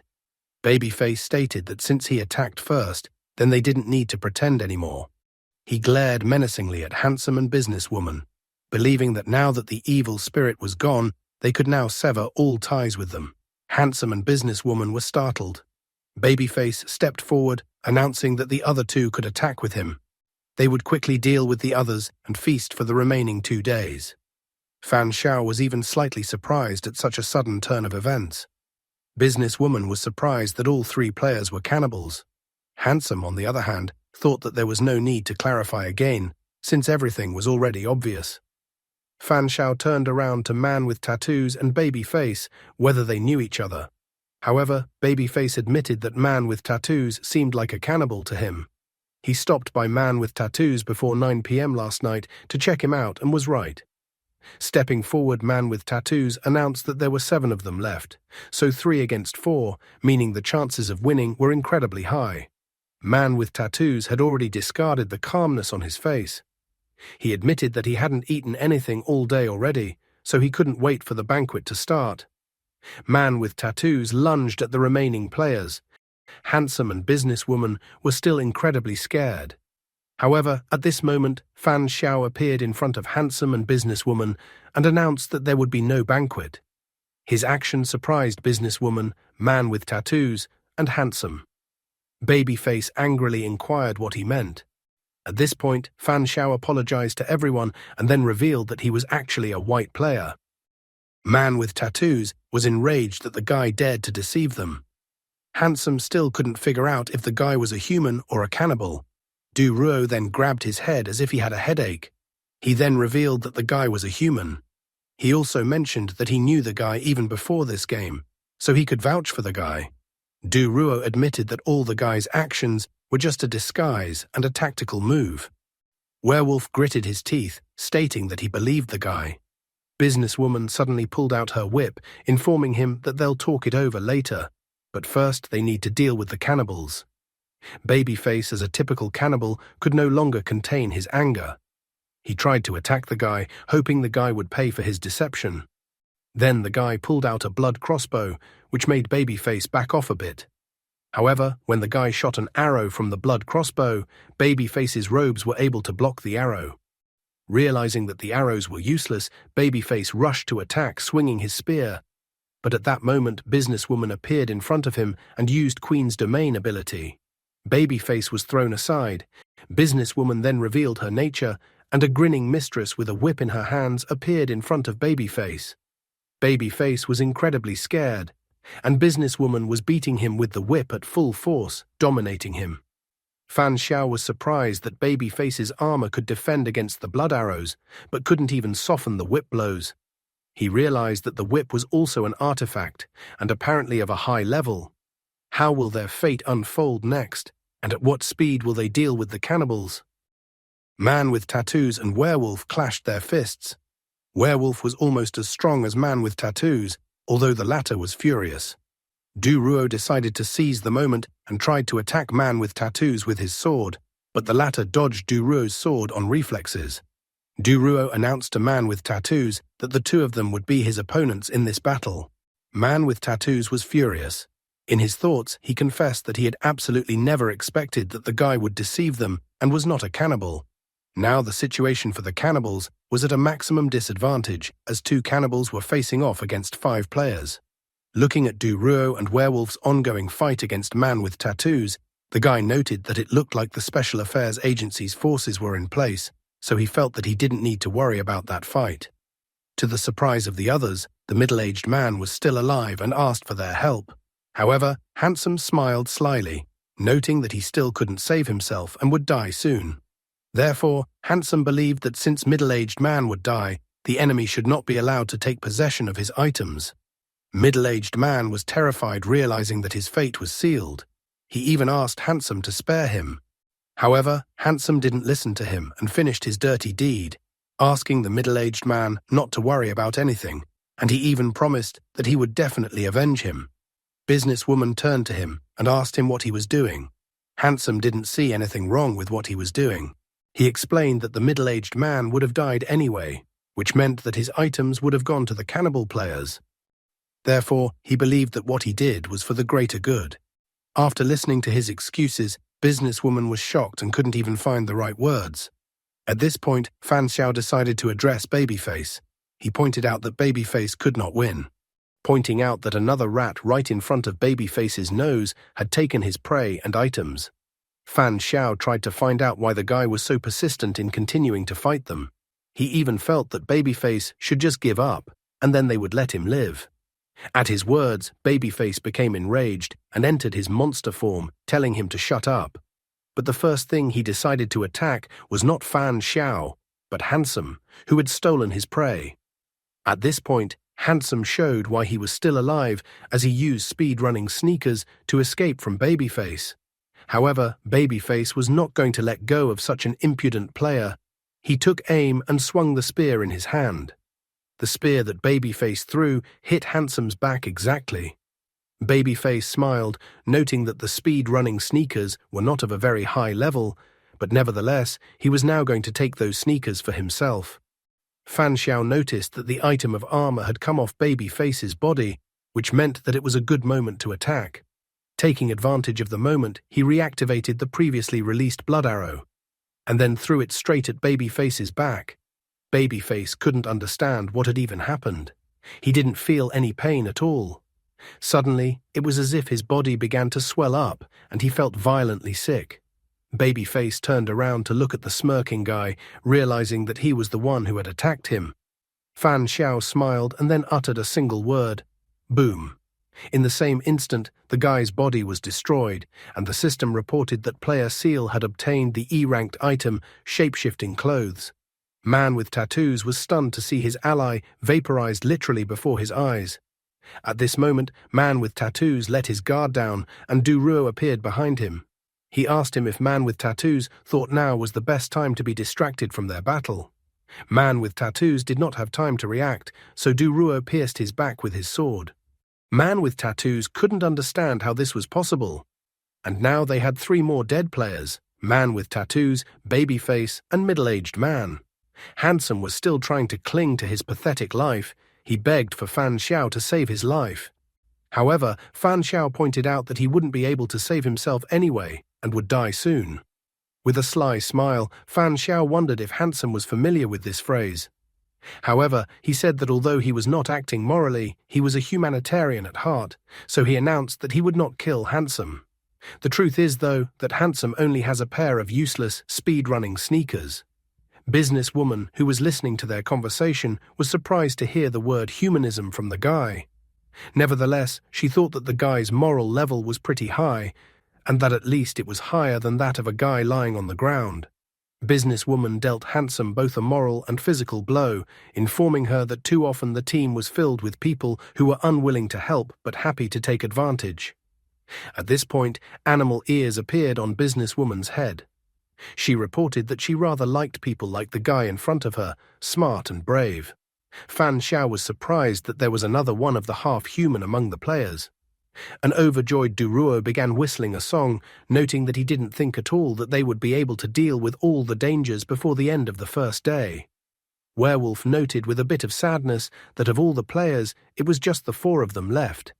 Businesswoman reported that the main reason for the problems was the mechanics of the dungeon. They thought they had to avoid evil spirits, but it turned out to be similar to Werewolf's game, so they had to simultaneously defend themselves from the evil spirit and find cannibals among the players. Duruo also explained that putting the evil spirit item in Bald Man's hands also had a certain effect. After all, Bald Man eliminated 3 people in one night, which increased the advantage of the cannibals. As a result, in response to the provocation, the cannibals gave themselves away. Putting his arm around Fan Xiao's shoulder, Duruo mentioned that thanks to his strategy with fishing, they were able to catch the evil spirit and cannibals on the first day already. Therefore, he felt that the guy's grade in this dungeon would definitely not be low. Businesswoman's facial features softened, and she extended her hand to the guy, informing him that they should get acquainted. Businesswoman informed that her name was Yan Kenning, and that she was Businesswoman. Duruo also introduced himself, and then Werewolf admitted that his name was Xu Yao. Fan Xiao decided to inform the others that his name was Fan Jian, which extremely surprised the other players. This reaction from the players was not surprising, as such a name sounded like an insult. Yan Kenning winked at the guy and waved her hand, noting that a man who is petty and stingy can unwittingly miss out on many opportunities. The guy took the hint, informing that he was actually joking and that his name was Fan Xiao. He also mentioned that he came from the 010 district. A joyful Duruo reported that he was also from the same district. Yan Kenning was surprised, noting that it was an incredible coincidence, but she was also from this district. Xu Yao also said with a smile that he was also from this district, noting that they had a fateful meeting at this hotel. Hearing such information, a bright smile appeared on Du Ruo's face. He announced that the fact that they were from the same district was completely normal. After all, players from the same world district are often found in E-rank dungeons. He admitted that he had had similar encounters with other people before. He then decided to ask the two half-humans if they had heard anything about the Special Affairs Agency, but judging from the expressions on their faces, they hadn't heard anything about it. So Du Ruo explained to them that the Special Affairs Agency was a newly created government agency that dealt with events related to players and the game evolution. He also admitted that the Special Affairs Agency had managed to recruit many players so far, and that they now had a huge database and resources that could greatly help players. Du Ruo took out a business card from his pocket, where the phone number of the Special Affairs Agency was listed.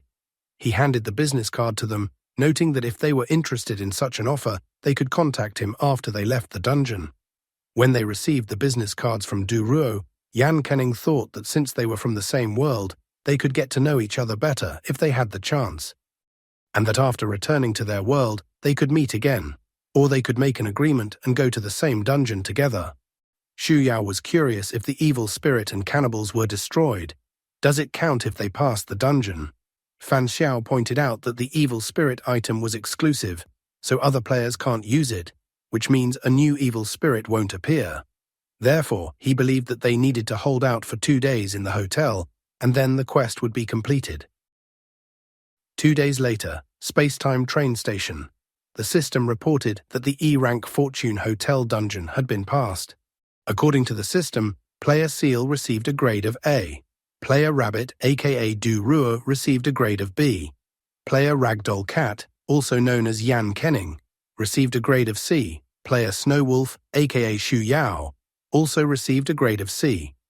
The guy was even surprised when all of their nicknames in the game were voiced, thinking that he had gotten into a zoo. The system then announced that the dungeon rewards were starting to be given out. The system asked all players to check their inventory. Looking at his inventory, Fan Xiao began to examine what he had gotten for passing the dungeon. Scenario rewards: 1 D-rank item, 2 tickets for the space-time train, 3 vials of E-rank evolution elixir, 3 vials of E-rank mental recovery elixir, 3 vials of E-rank healing elixir, 1 vial of E-rank truth serum, 8,000 in-game currency. In addition, he received a special reward, a D-rank item called Master Antidote. The item description read, "Players who can poison others often find it difficult to defend themselves. Where there's demand, there's supply, so poison-resistant items have emerged. But did you know that creating such an item requires the sacrifice of 1 Master Antidote? Please take care of your life and stay away from players. If there are no buyers, there will be no kills." Note: the host is immune to all rank D and B viruses, poisons, biological toxins, and hazardous substances. The guy quickly realized that the Master Antidote was a passive item. The item only needed to be activated once, and the ability to be immune to poison would become a permanent passive attribute of the wielder. Fan Xiao thought that this item was much more convenient than the anemia earring, which needed to be activated every time. At the same instant, a system notification appeared in front of the guy. The system informed him that E-ranked players could only use 3 items at a time, and the excess items had to be discarded or exchanged for in-game currency. Fan Xiao currently had the anemia earring, Master Antidote, arrogant doorknob, and shape-shifting clothes. Fan Xiao was slightly surprised that the game had such restrictions. However, he had no choice, so he took the opportunity to ask the other players if they needed the item that was currently in his hands, as he had an extra item. He decided to get rid of the arrogant doorknob. Du Ruo immediately realized that the guy's inventory was full, and he didn't have any more free space. Yan Kenning was surprised when she heard that there was a limit in the inventory. As the most informed player among them, he clarified that E-rank players could only have 3 items at a time. However, he asked that Fan Xiao not look in his direction, as he didn't need the arrogant doorknob. Yan Kenning thought that the arrogant doorknob was a useful item in certain situations. However, given the limitations of inventory space, She thought that there was no point in keeping the arrogant doorknob in her inventory. She even considered that next time, if a good item fell out, she would have to think about what to do with the arrogant doorknob. Zhu Yao also refused the guy's offer. Fan Xiao sadly exhaled, realizing that he had expected this outcome when he voiced his proposal. In the end, he chose to dispose of the item arrogant doorknob. The system disposed of the E-rank item arrogant doorknob, giving him 10,000 game coins in exchange. Fan Xiao was surprised that the system paid him 10,000 game coins for the E-rank item.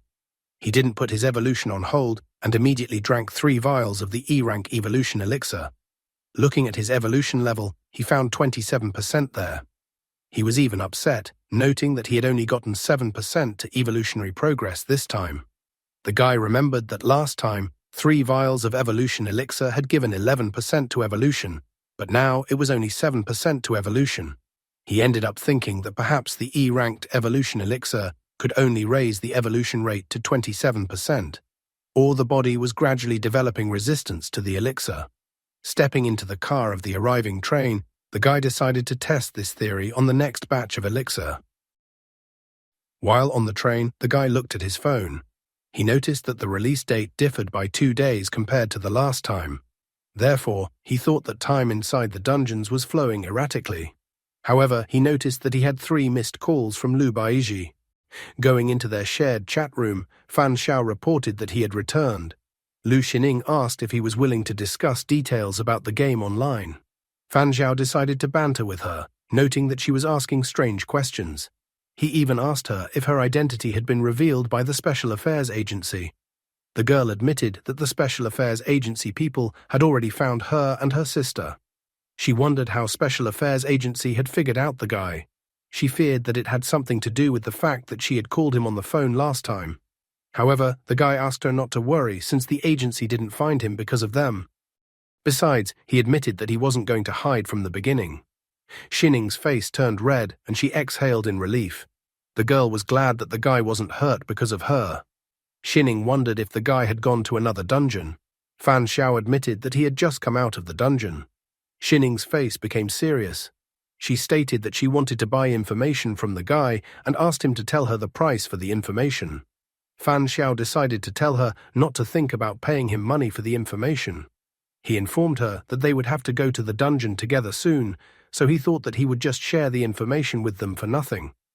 After his words, the girls received a compressed file from Fan Xiao that was 20 megabytes in size. Reading the information about Fan Xiao's second dungeon walkthrough, Baiji was horrified. After all, the challenge was a werewolf game where players had to complete tasks to kill other players. The girl thought such a dungeon was too cruel. Xining noticed, though, baiting opponents right in the dungeon was Fan Xiao's style. She wondered if the guy was afraid that an evil spirit or cannibal wouldn't want to die so easily and would put up a fight to the last man. However, the guy admitted that the point was to lure out those who were going to do evil and then wait for them to make the first move before eliminating them. He was confident in himself, so he took the risk. After that, he went to the refrigerator and asked the girls what they were doing now. Baiji was running on the treadmill, noting that she does workouts. She confessed that she does so because her sister told her that the evolutionary index only reflects basic physical parameters. So to utilize 100% of one's potential, one has to squeeze the most out of the body through workouts. Xining, on the other hand, was helping her sister with her study homework. Looking at the material, the guy noticed that the knowledge scores covered the entire high school. He realized that Baiji was in her final year of high school. The guy noticed that if Xining did everything for her sister, it might affect her sister's grades in school. Xining, on the other hand, thought that her sister's knowledge base was strong and that a little time would not affect her grades. In addition to that, she believed that her sister's knowledge gaps could always be filled by luck. She even confessed that Baiji had such a case where she answered all the difficult questions in a test and hit all the right answers. The guy was surprised that Baiji was so lucky. The girl's face turned red at that moment. Xining continued to praise her sister, noting that she wasn't just lucky. The girl even stated that she had never met anyone luckier than her sister. After listening to them, the guy decided not to tell them that at one time he had been saving up his luck to use his luck for his final exams. The guy decided not to set a bad example for them. In the end, he stated that he had some things to do and that he wouldn't enter the dungeons for now. In the end, they decided that they would agree on a meeting place later when the girls were ready to go to the dungeons. After a while, Fan Xiao decided to go eat at the nearest establishment. However, his current supply of luck was 120 out of 200, so he made the food inedible by his bad luck and knocked over the dishes with food. The angry woman informed him that the guy had exceeded the limit of available ingredients, so no one would refund his deposit. The guy didn't fight back, stating that he would pay for everything. However, at that point, there was a network failure, and he was unable to connect to the app to pay the bill. The woman was angry, not understanding why the guy still hadn't paid the bill. She wondered if the guy was plotting to eat at someone else's expense. Forgetting to pay using the internet, Fan Xiao decided to pay in cash. He remembered that today was the 7th day of accumulating luck for the sake of activating a superpower, so his level of bad luck was already visible to the naked eye. Fan Xiao decided that it was now time to go into high caution mode. After all, when natural disasters happened too often, it was time to fear human disasters. At that moment, he got a call on his phone from his mother. Looks like we found his biggest vulnerability, his mother. He probably hadn't shown up at her house or called her in a while. What are Fan Xiao's future plans for his life? Fan Xiao tried to find out if something had happened to his mother, since she had decided to call him. His mother began to complain that he hadn't come home for dinner in over 2 months, so she asked him to find time this week to come home. In addition, his mother noted that his brother and sister would also like to see him. However, the guy said that he had been very busy at work lately. He noted that working in the design field meant dealing with difficult and demanding clients. Therefore, he said that he didn't have time this week, but he would definitely come next week. However, his mother was not satisfied with his answer. She began to complain that his job did not pay much, but for some reason, he was always busy. In the end, she said she would talk to his Uncle Song and ask him to get him a more relaxed and lucrative position in his company. She told her son not to refuse his uncle's help this time. This was not the first time Fan Xiao had had this conversation with his mother. He calmly stated that he did not need a new job because he liked his current job and did not want to change anything. His mother never liked her son's response to her lectures. Fan Xiao remembered that Uncle Song was his mother's second husband, whom she married after a month of his persistence and luck. Although he already had 2 children before their marriage, he was a kind man and treated his mother well. He thought that everything was going well and harmoniously for them, so he believed that he didn't need to worry about them. His mother continued to advise her son. She asked him to listen to her, noting that he needed to find a job that would bring in money. His passion for design would not help him in any way. In the end, he chose to simply agree with his mother, saying that she was right. Fan Xiao believed that when comparing the quiet life they could have given him and his independence, he preferred to live on his own. Moreover, he chooses to live this way, not only so that his freedom is not restricted, but also so as not to harm his loved ones while he accumulates his luck. So Fan Xiao is not just a capricious child crying about restrictions on his freedom. In the end, his mother got angry with him. She believed that if her son didn't want to change jobs, then he should at least get treatment for his illness. His mother said that she had already found a new psychologist for him and made an appointment. She explained that she would send him the phone number and address of the clinic later, telling him that he must go to see the psychologist. But Fan Xiao once again told his mother that he wasn't sick. At that point, his mother simply ended the conversation. Realizing that he had no choice, he decided that he first needed to wash the oil stain off his clothes. After a while, Fan Xiao arrived at the shopping center. He went to the restroom to wash the oil stain off his clothes in the sink. While doing so, he thought about his life. When he was 13, he accidentally fell down the stairs and hit his head. The guy didn't know if he had damaged his head at that time, or if it was something else. But after that moment, a vague memory appeared in his head. According to this memory, he had an older sister who took very good care of him. After several examinations at the hospital, the results always showed no physical problems. Therefore, he did not know why this vague memory appeared out of nowhere in his head. So, at the age of 13, the guy decided that it was not a physical problem with his body, but a psychological one. After that incident, he began to periodically visit a psychologist, undergo psychotherapy, and take medication.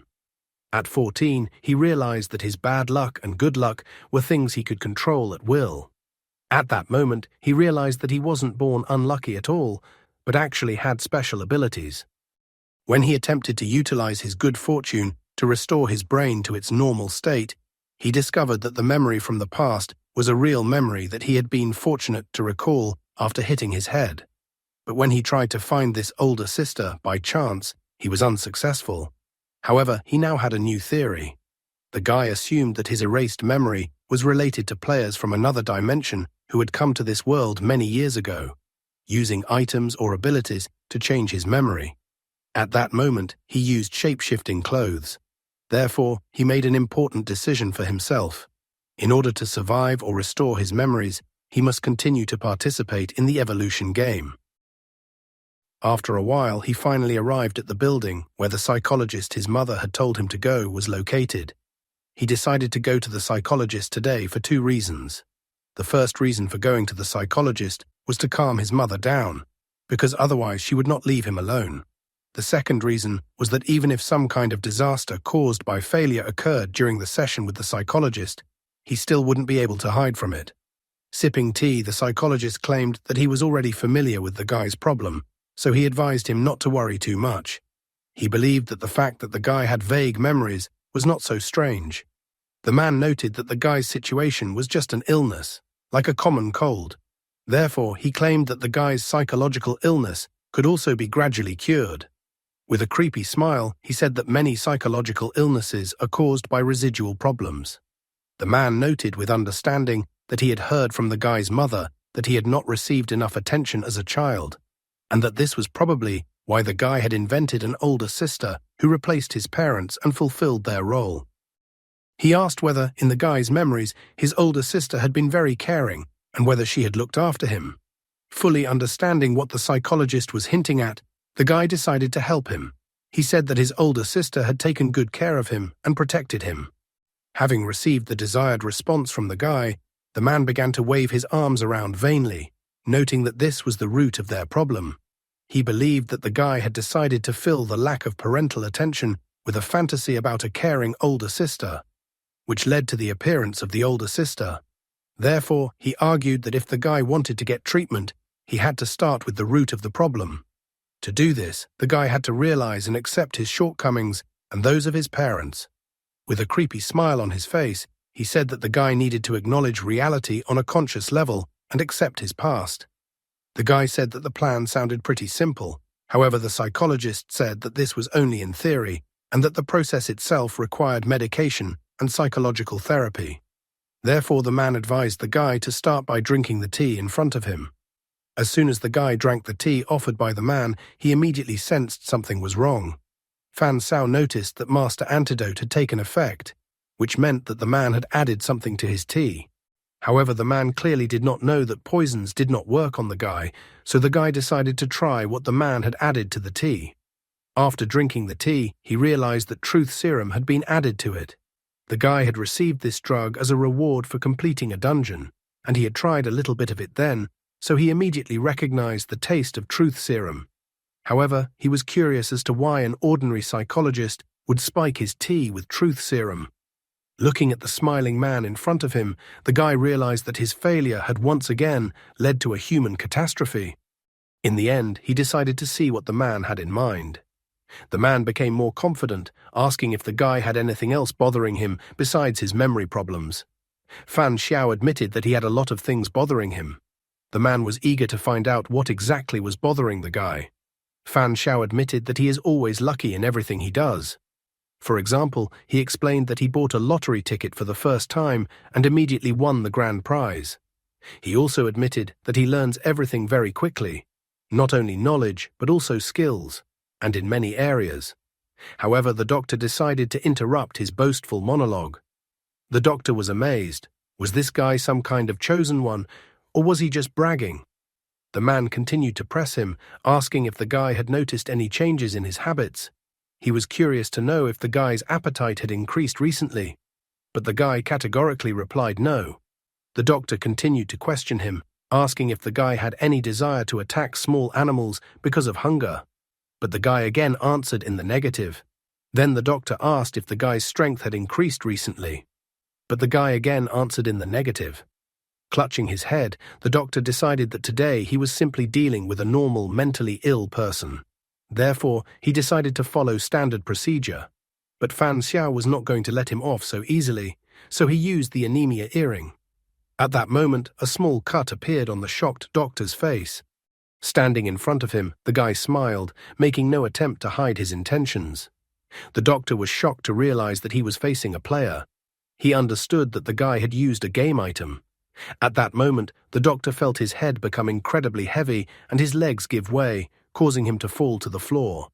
The man realized that he had most likely been affected by the guy's game item. Grabbing the man by the collar, Fan Xiao asked if Dr. Cheng was also a player.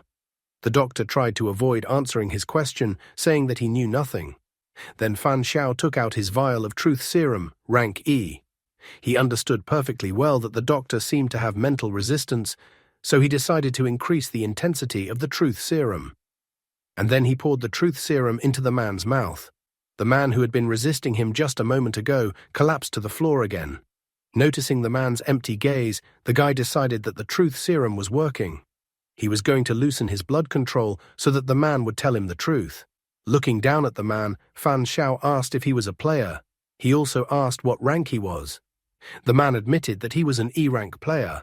Fan Xiao was curious as to why the man was looking for players. The doctor admitted that they were looking for players and that evolved were also their target. The guy was surprised because, based on the man's words, there was an entire organization behind him. The doctor said that many evolved suffer from mutations, but hospitals cannot find the cause of the problem. Then the evolved turn to psychologists, and players often fall into PTSD after quests and also need help. The man admitted that using his cover, he had already found 3 evolved and 1 player. Fan Xiao realized that they were simply baiting players and evolved. He realized that if someone from the Special Affairs Agency had been standing in front of him, they would have recognized him immediately. However, the man worked for another organization created by the players themselves. This organization found and caught players who were not affiliated with any organization. In the end, he picked up his phone, deciding that he needed to video record the interrogation he was about to conduct so that the Special Affairs Agency would be aware of the situation. What would his investigation of an organization made up of other players lead to? Fan Xiao asked the doctor what the purpose of their organization was. The man admitted that they were rounding up players to breed them like cattle. They used special items to hold players' loved ones hostage. In this way, they forced players to go to dungeons again and again, after which the players would give them all their dungeon rewards they received. Fan Xiao was curious to know what kind of item they were using. The doctor explained that they were using a D-rank item that belonged to their boss. It was enough to touch a person and thus tag the person. Subsequently, using this item, it was possible to remotely make a marked person die of some disease. However, the doctor admitted that the power of this item worked only on ordinary people, or on evolved with a low level of evolution. The item was completely useless against evolved with evolution above 7%. Fan Xiao decided to clarify that since their boss had a D-rank item, was their boss a D-rank player? The man admitted that he was, and that their boss had gotten into the evolution game from the very beginning. A month after the game was released, he had already become a D-rank player. The guy was curious what became of the 3 evolved, and the player the doctor found. The man stated that 2 people refused to obey, so the boss killed them and their families. The other 2 people had disappeared after the last dungeon trip, so he assumed they were dead. As he continued filming his interrogation of the doctor on his phone, the guy noticed that parasites like the doctor and his whole gang were everywhere, so he wasn't surprised by that. The guy started trying to find out if their organization had other methods of finding players other than the doctor looking for players. The man confirmed his hunch. He said that they often encounter players from the same world in E-Rank's dungeons. Therefore, they pretend to gain their trust and get the necessary contacts. In real life, each member of their gang had their own method of searching, but they all weren't particularly effective. He thought his method was the most effective. Fan Xiao exhaled quietly. He had not expected that an ordinary visit to a psychologist would turn out like this.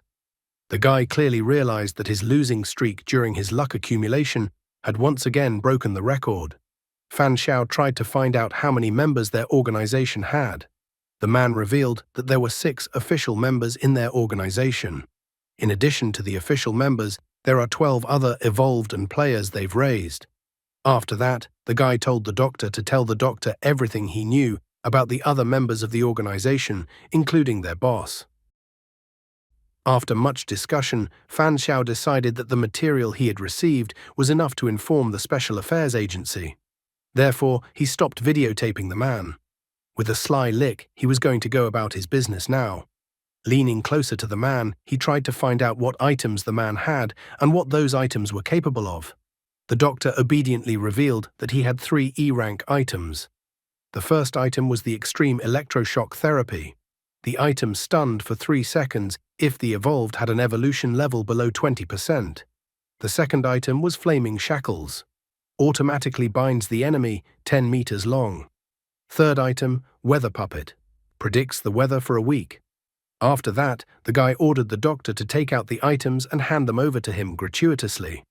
However, the next second, he was surprised as the doctor no longer showed the same submissiveness. The doctor managed to get out of the control of the potion and immediately summoned the flaming shackles item. Jumping aside slightly, the guy was amused that as soon as the doctor regained consciousness, he instinctively tried to use the item. The man was incredibly angry that the guy didn't have an innate ability. He even furiously asked if the guy was a cannibal player. However, the guy didn't bother to answer his question, but only snapped his fingers. The man's legs instantly went under and the flame shackles item fell out of his hand. After the man fell to the floor, Fan Xiao warned him that if he just thought about it, the man would explode. After that, the blood would scatter all over the walls and the body wouldn't even be able to be collected. Therefore, he pointed out that if the doctor knew what he was talking about, then the doctor shouldn't do anything stupid. After that, he snapped his fingers again, authorizing the doctor to use the upper part of the body. The guy then told the doctor to get his items and waive his rights to them. The doctor stated that the guy was incredibly strong, so he was willing to surrender. But he didn't like the idea of giving the guy his items, so he told the guy to forget the idea. Looking at him, the guy was extremely disappointed to note that the doctor was incredibly brave, who wasn't even afraid to die. At the same time, his right hand was enveloped by a red aura, which greatly surprised the doctor. The man immediately started making excuses that that's not what he meant to say at all, and that the guy had misunderstood him. He decided that he could bargain.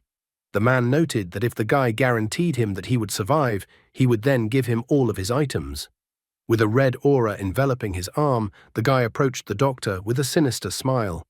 The doctor pleaded for the guy not to kill him. He even shouted that he had an incredibly lucrative offer for him. The guy just had to believe him. Fan Xiao began to mock the doctor, noting that the doctor was so nervous. Also, the guy never said that he would kill him. Afterwards, the guy admitted that the items the doctor had, he didn't really care much about them. Even if he took the items from the man, he would immediately sell them to the system, earning him some in-game coins for the items. The man tried to find out his fate, what the guy was going to do to him. What was his surprise when the guy stated that criminals like the man could be dealt with simply, so he would turn him in to the police. Showing his phone, Fan Xiao reminded the man that he had already taken all the necessary evidence and videotaped the man's confession. So the man had said everything he could about himself with his own mouth. Next, the guy was going to contact Special Affairs Agency. Special Affairs Agency would take care of the man, so he saw fit to tell the man not to worry about anything, because he was not going to kill him right there. However, he pointed out that such a plan would only be implemented after the man gave him his items. If the man refused to give him the items, he would first take the man's life and then report the incident to the Special Affairs Agency. He will report to Special Affairs Agency that the man resisted, and he will accidentally deal with the man. The guy found those options pretty reasonable. The man was crushed by what he said. He stated that the guy had previously claimed that he was not interested in his items, but the guy had only pointed out that even garbage could find a use. He then informed with a sinister smile that the doctor had seconds to make a decision. He immediately started counting down. The doctor began begging him to stop and not to involve the Special Affairs Agency. The man, in a panic, even stated that he would introduce the guy to his boss. After all, the guy is so strong, so he was sure that the boss would want to accept him into their organization. Then the guy together with them will be able to get a lot of evolution items and potions. However, the guy was adamant on this point and stated with a smile that the doctor had 6 seconds to make a decision. The doctor tried desperately to change the guy's mind. He wondered if the guy was completely uninterested in temptation. The man was suggesting that the guy think about capitalists. He was suggesting that the guy imagine how fast their assets were growing. But against all his cries, the guy announced that the man had 4 seconds left. Bowing his head, the man declared that he would give him all of his items. Leaning toward him, the guy declared that the doctor had made a wise choice. After all, it was better to delay the verdict than to die right now. At least the man would be able to live for at least a few more days. Soon many cars arrived at the psychologist's clinic. The guy was surprised that the Special Affairs Agency had arrived so quickly. Duruo appeared in the room and wondered if the guy was under the curse of bad luck.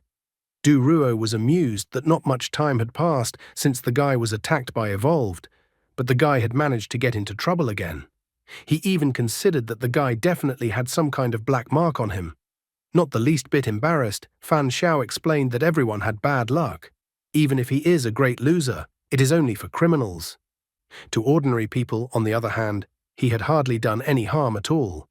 Furthermore, he pointed out that he had won the lottery 4 times, so he was definitely luckier than Duruo. Duruo was resigned to this turn of events. Nevertheless, he asked if there was nothing wrong with the guy's psyche. After all, there was a reason why he had come to see a psychologist. Fan Xiao smilingly told him that of course he had a problem, otherwise why would he spend his time catching criminals as if it was a hobby? After looking at him, Duruo thought that he was fine. Duruo admitted that he was surprised that the guy suddenly turned to him instead of dealing with the man himself. The guy explained that it wasn't very convenient because he had been playing too much lately. Besides, he wanted to see what the praised Special Affairs Agency was capable of. Duruo had bragged so much about his Special Affairs Agency.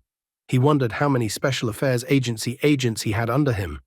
In fact, during the luck accumulation phase, he didn't want to cause too much trouble, so he contacted Duruo. However, Duruo explained that he was only a captain. There are many supervisors and the director above him, but Duruo was grateful that the guy had given him a great opportunity to capture a whole group of player farmers.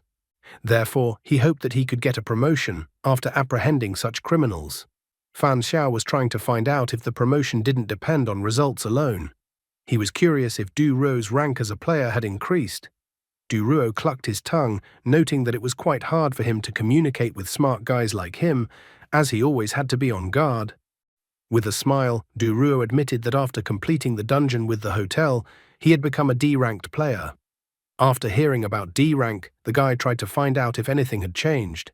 Then Duruo shared that the most important thing was that the access area, or simply put the map, had expanded.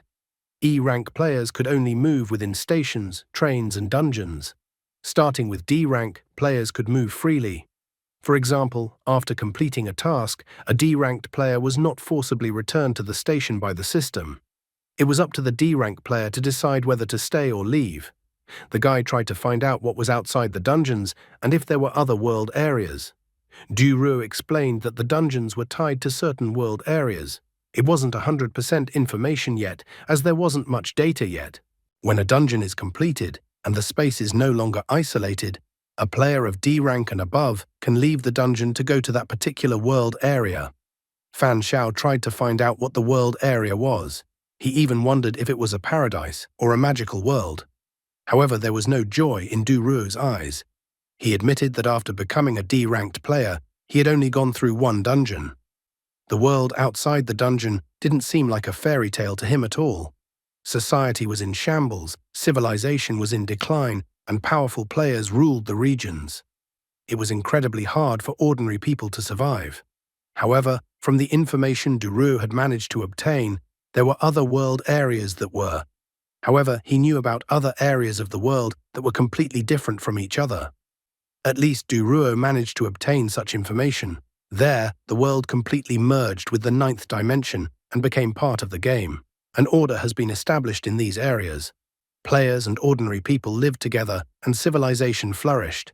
Fan Xiao hoped that they too would one day live to such a future. His words made Duruo smile. Fan Xiao suddenly remembered an important piece of information. He tried to find out how many dungeons one had to go through to become a D-ranked player. Duruo pointed out that it all depended on the grade in the dungeon. He had passed 5 dungeons, but he believed that his 2 A grades had sped up the process. Duruo then admitted that according to their calculations, if they didn't count the initial dungeon, 3 A-rated dungeons would probably be enough for a player to advance to D rank. After that, a girl appeared, thanking the guy for his cooperation. She said with a smile that they had already picked up Cheng's doctor, but they would continue to track and detain the rest of the organization. Duruo laughed loudly, teasing that now all of his statistics of solving cases would be held on the guy's information. Therefore, if the guy gets into something again, he should call him. Wu Yangqing grabbed Duruo by the collar, noting that it was already time for them to leave, and dragged him towards the exit of the room.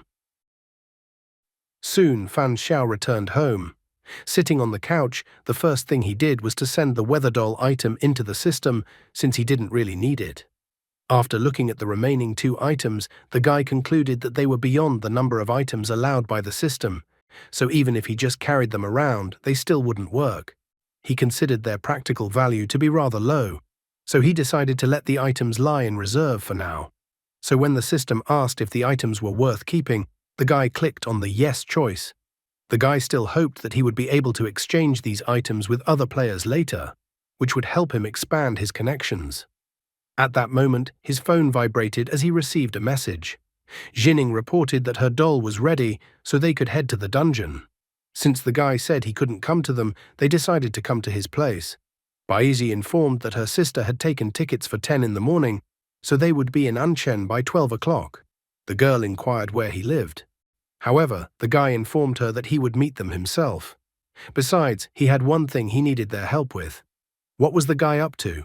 What are his plans for the 2 sisters? What kind of trouble will he get them into with his bad luck? After a while in the airport parking lot, after looking at the time on his phone screen, the guy decided that the best thing to do now would be to turn off the luck accumulation effect so that his luck would return to its normal state. As long as he doesn't use the accumulated luck, then it won't go anywhere. Therefore, he could continue to accumulate his luck later on. As he continued to look at the time on his phone, he regretfully noted that they hadn't arrived yet, and he would have to wait for them for a while. However, in the next moment, he noticed someone approaching him. Lu Xining and Lu Baiji were approaching him. Xining waved his hand for him to pay attention to her, and then they said hello to him. Noticing the pattern on Baiji's clothes, the guy thought it was the head of a rabbit. Didn't he recognize Pikachu? Fan Xiao tried to find out if they were tired on the road, realizing that they probably hadn't eaten anything, so he inquired about what they wanted to eat. In addition, the guy stated that he would pay for everything. However, Baiji wished that the guy himself would recommend them what and where to eat, since she and her sister were not very familiar with Ancheng. Fan Xiao then said that he knew a great restaurant that served pot stew and would take them there. To do so, he invited them to get into his car first. When Xining got into his car, he could not take his eyes off her. He didn't understand why Xining had chosen such revealing clothes. Fan Xiao thought that the girl was very intelligent, and that she must surely realize that there might be players with dirty thoughts in the dungeons who might take advantage of the moment. But at that moment, a thought suddenly popped into his head. He asked the girl if the stockings and short skirt was a game item that she had gotten after the initial dungeon. Blushing slightly, the girl admitted with irritation in her voice that it was, and if she could, there was no way she would dress like that. The skirt wasn't just a prop, as the skirt actually had a built-in cleaning feature and also allowed her to shrink the doll, turning the doll into a portable accessory. The 3 custom-made dolls originally weighed over 250 kilograms. However, now that they are hanging on the skirt as accessories, their weight has been reduced to almost 0. Fan Xiao once again marveled at how strange game items could be. After getting into the car, he said that they should stop at a restaurant to eat first, and then they should walk around Ancheng for a while. Xining was a little surprised that they were going to walk around the city. She had thought that they would almost immediately head to the dungeon. However, as he turned towards them, he looked at Baiji, informing them that he needed their help, or more specifically, Baiji's help. The girl blushed at that look. She didn't understand what the guy was up to. Soon they were already sitting in the restaurant and eating. Shining was surprised by the guy's words. Based on the guy's words, he had an item that amplified bad luck, and he wanted to see if Baiji's luck could neutralize bad luck. Standing up from the table, Shining didn't understand why the guy still kept the item with him instead of getting rid of it. But the guy calmly explained that an item capable of affecting causality was incredibly rare, and that he felt sorry to throw away such an item. After all, there could always be a special situation where the item would be needed. Sitting back down on the couch, Shining couldn't hide her tiredness from the conversation. She didn't understand why a guy would choose to occupy a slot with such a useless item. However, she advised to ask Baiji everything since she had nothing to do with it. Baiji's face turned slightly red as she hesitantly stated that she was willing to help him. But she didn't know what she should do, so she wanted to find out the information first. The guy then stated with a smile that she just had to be around him for a while and mentally wish he was lucky. According to him, nothing more was required from the girl. Baiji happily agreed to his proposal. In fact, he had started saving up his luck since the beginning of lunch, and so far there hadn't been a single incident caused by his bad luck. Therefore, he was already starting to think that Baiji could actually bring good luck. At this moment, Shining remembered that the guy had mentioned the 2 items he had gotten, so she was curious as to which items they were. The guy immediately revealed that they were extreme electroshock therapy and flaming shackles. However, the girls were not particularly impressed with his display of items. Fan Xiao even asked them that they should not look at him with such a gaze. He explained to them that even though the names of the items may sound ridiculous, indeed they were quite useful in battle. After hearing his words, the girls began to look more closely at the items the guy offered them. In the end, Shining decided that the extreme electroshock therapy item would be good for her. She could give this item to one of her dolls so the doll could fight using the item. Fan Xiao agreed to give her the item. Baiji, on the other hand, thought that the flaming shackles item might suit her. She explained that she had an item that allowed her to poison her opponents and that the item was called Poison Master. Poison Master casts a random E-rank poison on an opponent. It can be used up to 4 times per day. Except that some poisons didn't work immediately. Therefore, she thought that if she combined Poison Master and Flaming Shackles, the enemy would be immobilized, and then she could safely wait for the poison to take effect. Fan Xiao was even a little surprised to find out how Baiji was going to fight. However, her sister was extremely displeased and angrily called Baiji's name. She grabbed Baiji's cheeks, telling her not to tell anyone about her items next time. Baiji started yelling that she was in pain and that she was still maintaining some caution. The guy then confessed that he actually had another item besides the item that brings bad luck that he needed Baiji's help to test. Baiji became curious as to which item was in question. Shining also wondered if it had something to do with luck, but the guy reassured them by pointing out that his item allows him to control his own blood in battle. However, if he lost too much blood, he would become incredibly weak. Therefore, he needed the girl's healing ability to support him. After listening to him, Baiji agreed to do what he asked. Fan Xiao was still looking at the girl carefully. Since she had appeared beside him today, not a single natural disaster had happened to him so far. Therefore, he decided that if he suddenly managed to have a quiet day today, then girl's luck would indeed be able to neutralize his bad luck. In the end, the guy decided to give them the items Extreme Electroshock Therapy and Flame Shackles, since they had to get used to the new items before they went into the dungeon. The girls were only happy to receive such a gift from him. However, at this moment, there was a rather eerie sound and shaking. Shining got scared, thinking that the bad luck item that the guy had was triggered, but he asked her not to jump to conclusions. In the next instant, the restaurant wall next to their table was destroyed. Fan Xiao was incredibly surprised to see that the moment the wall was destroyed, the injured Wu Yangqing flew into the restaurant. Shining was surprised that the guy knew the girl. The guy tried to run to the girl, informing Shining that the girl was from the Special Affairs Agency. Lifting Wu Yangqing off the floor a bit, the guy tried to ask her what was even going on right now. The girl then admitted that people from the breeding organization attacked her, so the situation was now quite complicated. At this moment, a man appeared and scoffed at how pathetic the Special Affairs Agency's capabilities were. Just after entering the restaurant building, he tried to attack Wu Yangqing and the guy who was holding her. However, at this moment, Fan Xiao tried to attack him first, hitting the man in the stomach with his knee. But the man also had time to react and grabbed Fan Xiao's leg. In an instant, he abruptly threw Fan Xiao into the wall. He even felt bored and noted that he thought someone worthy had gotten in his way, but it actually turned out to be some trash. That man was X, a member of the breeding organization.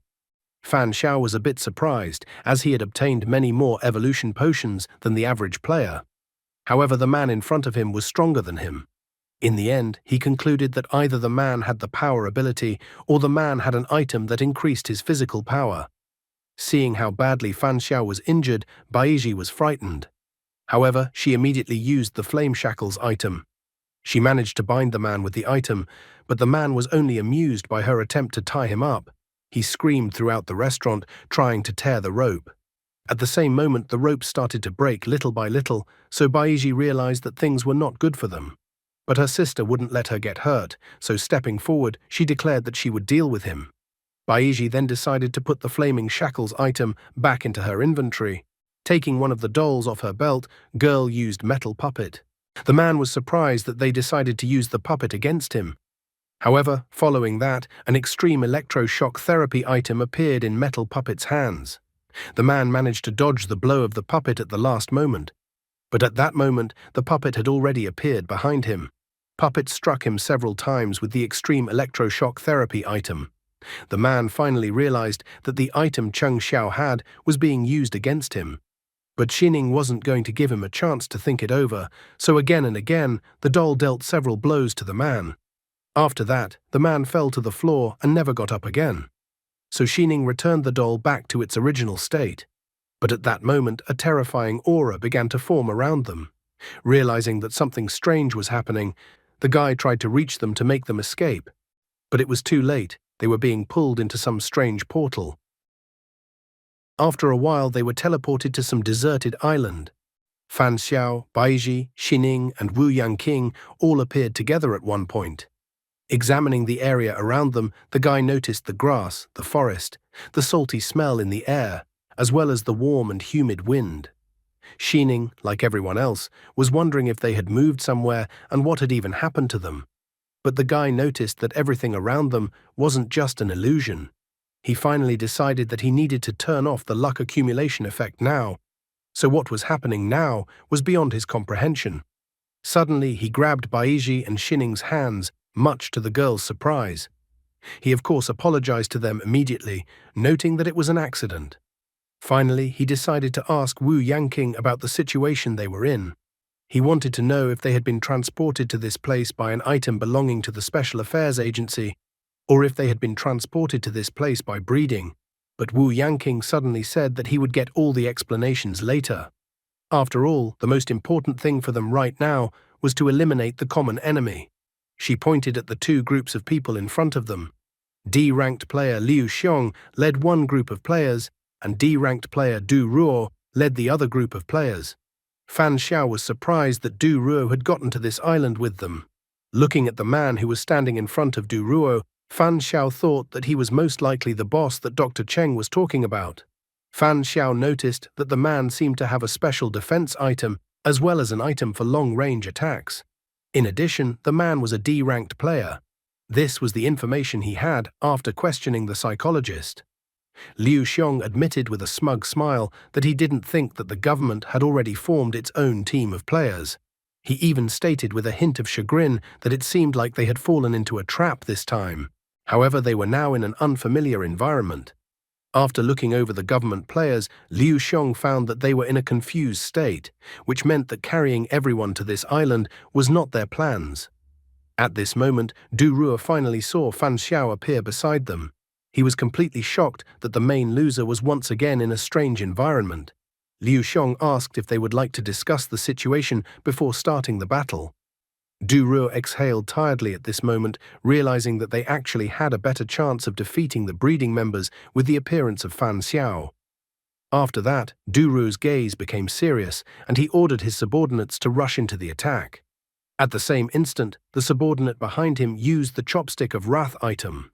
A multitude of toothpicks filled with energy rushed towards the breeding group. However, when the toothpicks approached Liu Xiong, he immediately activated the Dustless Shield item. The space in front of him shone with golden light, preventing the enemy toothpicks from entering. The government player realized that they could easily block his attack. Liu Xiong said with a smirk that it looked like the negotiation of the current situation had failed. Du Ruo, on the other hand, continued to be serious and used the arrow of light item. Threading a golden arrow on his golden bow, he was about to continue the battle with the criminals. As soon as his arrow hit the shield instantly began to crack, much to Liu Xiong's surprise. However, he took a step to the side, and the arrow fired by Du Ruo from the bow flew past him. The arrow hit his subordinate, causing him to glow brightly and fall to the ground, groaning in pain. Liu Xiong realized that the jokes were over and moved on to his second item. Du Ruo also realized that the situation could change significantly now. The enraged Liu Xiong used a long-range attack item, the Crimson Staff. Du Ruo instantly realized that they needed to separate in different directions so that the criminals wouldn't get rid of them all at once in one blow. They tried to dodge Liu Xiong's long-range attack, but despite their reactions, several agents were still caught in the range of the resulting explosion. Du Ruo managed to react in time, so he landed safely, completely unhurt. He then drew his sword shrouded in a dark aura and rushed into battle. Liu Xiong once again used Crimson Staff, this time using the flames of the venomous serpent attack. However, Du Ruo easily dodged all the serpents released towards him. Liu Xiong then decided to choose another Crimson Staff attack, Orb of Blazing Hell. This time, Du Ruo simply chopped his Orb of Blazing Hell attack in half. Liu Xiong realized that Du Ruo was faster than him, and in addition, Du Ruo's attacks penetrated the shield that Liu Xiong was using. Therefore, if things continued like this, it was only a matter of time before Liu Xiong was defeated. Angry, he declared that his opponent had forced him to use dirty methods. All his confidence was instantly shattered by reality, and even a short while ago, he was still talking about some kind of negotiation. He was a criminal, and he's still a criminal. When will Fan Xiao intervene in this battle? Du Ruo had no intention of stopping and rushed forward towards his opponents. Liu Xiong told Jujai to detain the man. Jujai then shouted for the man to look at him and then activated the skill Social King Syndrome. As soon as Du Ruo looked at Jujai, he immediately felt the effect of the ability on him.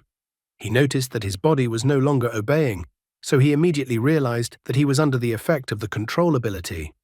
Du Ruo looked directly at Jujai, which made Jujai a little scared. At the same time, Liu Xiong decided that as long as Du Ruo was under the influence of the control skill, then he should think of how to proceed. He thought that it was likely that the squad leader from the Special Affairs Agency must have had some sort of protective item. After all, only if the man had a protective item, then that would explain how he was able to withstand the fire and heat. After that, he glanced towards Fan Xiao, Baiji, Xining, and Wu Yangqing, thinking that he was ordinary people who were just passing by, but the portal that appeared pulled in and transported them along with everyone else. A sinister smirk appeared on his face as he decided to seize the opportunity. Liu Xiong decided that he would kill 2 of them and take the rest as hostages. But at this moment, Du Ruo's sword caught up with Zhu Ji, who couldn't hold him back because Du Ruo was too fast. As a result, Liu Xiong and the second man rushed towards Fan Xiao, Baiji, Xining, and Wu Yangqing. Fan Xiao could no longer forgive them for such insolence, so he decided to use the anemia earring item. At the same instant, monsters started jumping out of the bushes as if they were in some dungeon. Everyone present was surprised by the sudden appearance of the monsters. Baiji also recognized them, for they were the same monsters from their first dungeon. But her sister corrected her, pointing out that they weren't monsters, but humans who couldn't evolve. About to use her 2 dolls against the monsters, Xining told her sister to stay close to her. After that, she used one of the dolls and the teddy bear in a pink dress increased in size. After assessing the situation, Du Ruo told his subordinates to deal with the monsters first. He came to this conclusion because there were too many monsters, and if they didn't get rid of the monsters now, the monsters would surround them pretty soon. Du Ruo tactfully shifted the responsibility of dealing with the remaining members of the breeding organization to Fan Xiao. The guy was already in front of the 2 surviving members of the breeding organization. He wondered why they were suddenly frozen in place. Fan Xiao was well aware that he had surrendered Dr. Chen to the Special Affairs Agency. which meant that if he let even one member of the breeding organization leave alive, they would surely harm his family. Therefore, he wasn't going to delay with them and decided that it was the right time for all these bandits to die here. The subordinate with ears managed to catch on to the fact that the guy would appear behind the boss and signaled to the boss. Liu Xiong turned immediately in his direction. He admitted that he didn't expect the guy to be a player, but nevertheless, he immediately realized that the guy was just an E-rank player. Liu Xiong realized that the guy was quite fast, but in close quarters, he had an advantage. Fan Xiao did not deny the obvious and admitted that he was an E-rank player, also stating that a D-rank player was standing in front of him. At the same instant, Fan Qiki appeared, continuing the guy's phrase by stating that he was already dead. At this moment, she even laughed sinisterly. Liu Xiong and his subordinate tried to make one last attack against the guy. However, although his subordinate managed to catch a glimpse of the impending threat, they could do nothing against Fan Qiki. In the same instant, the guy told them to explode, and as a tough guy himself, he didn't look at the explosion at this time. Xining exhaled tiredly, noting that the guy was indeed an oddball. But still, she felt that as a teammate, he continued to show his strengths. The people from the Special Affairs Agency were shocked by the guy's actions, but at the same time interested, trying to figure out who he was. Du Ruo convinced the subordinates that the guy was on their side and that they should focus all their attention on the monsters. The monsters were still lingering, so Du Ruo's tactics paid off, because the monsters would really surround them if they didn't turn their attention to the monsters. His subordinates used their items one after another. Xining continued to attack the monsters, using the extreme electroshock therapy item against them. Baiji also used her new item, Flame Shackles. Xining managed to defeat the monster. Baiji, on the other hand, successfully restrained the monster using the Flame Shackle item and poisoned the monster, but the guy advised her to let him deal with the monsters and not to use her poison yet. After that, he appeared right in front of the 4 monsters, who immediately turned their attention to him. The guy took out a blade that he made with the anemia earring item. He then walked through the monsters, striking each one with his blade, and then blowing them up. All that was left of the monsters were the dirty stains on the ground that proved that the monsters were here at all. After destroying the monsters, the guy stopped. Du Ruo couldn't hide his surprise. He could no longer tell if it was true that Fan Xiao was only an E-rank player. At this moment, Fan Qiki placed her hand on his shoulder with a sinister laugh. She stated that if one counted everyone, they had dealt with more than 10 monsters. Fan Qiki remarked how nice the guy was, and that she liked him so much. However, at this moment, a smile reappeared on her face, and her face turned a little red, and then she admitted that she hadn't played around enough yet. She stated that she really wanted to play with the 2 beautiful sisters. But in response to her request, the guy gave her an emphatic no.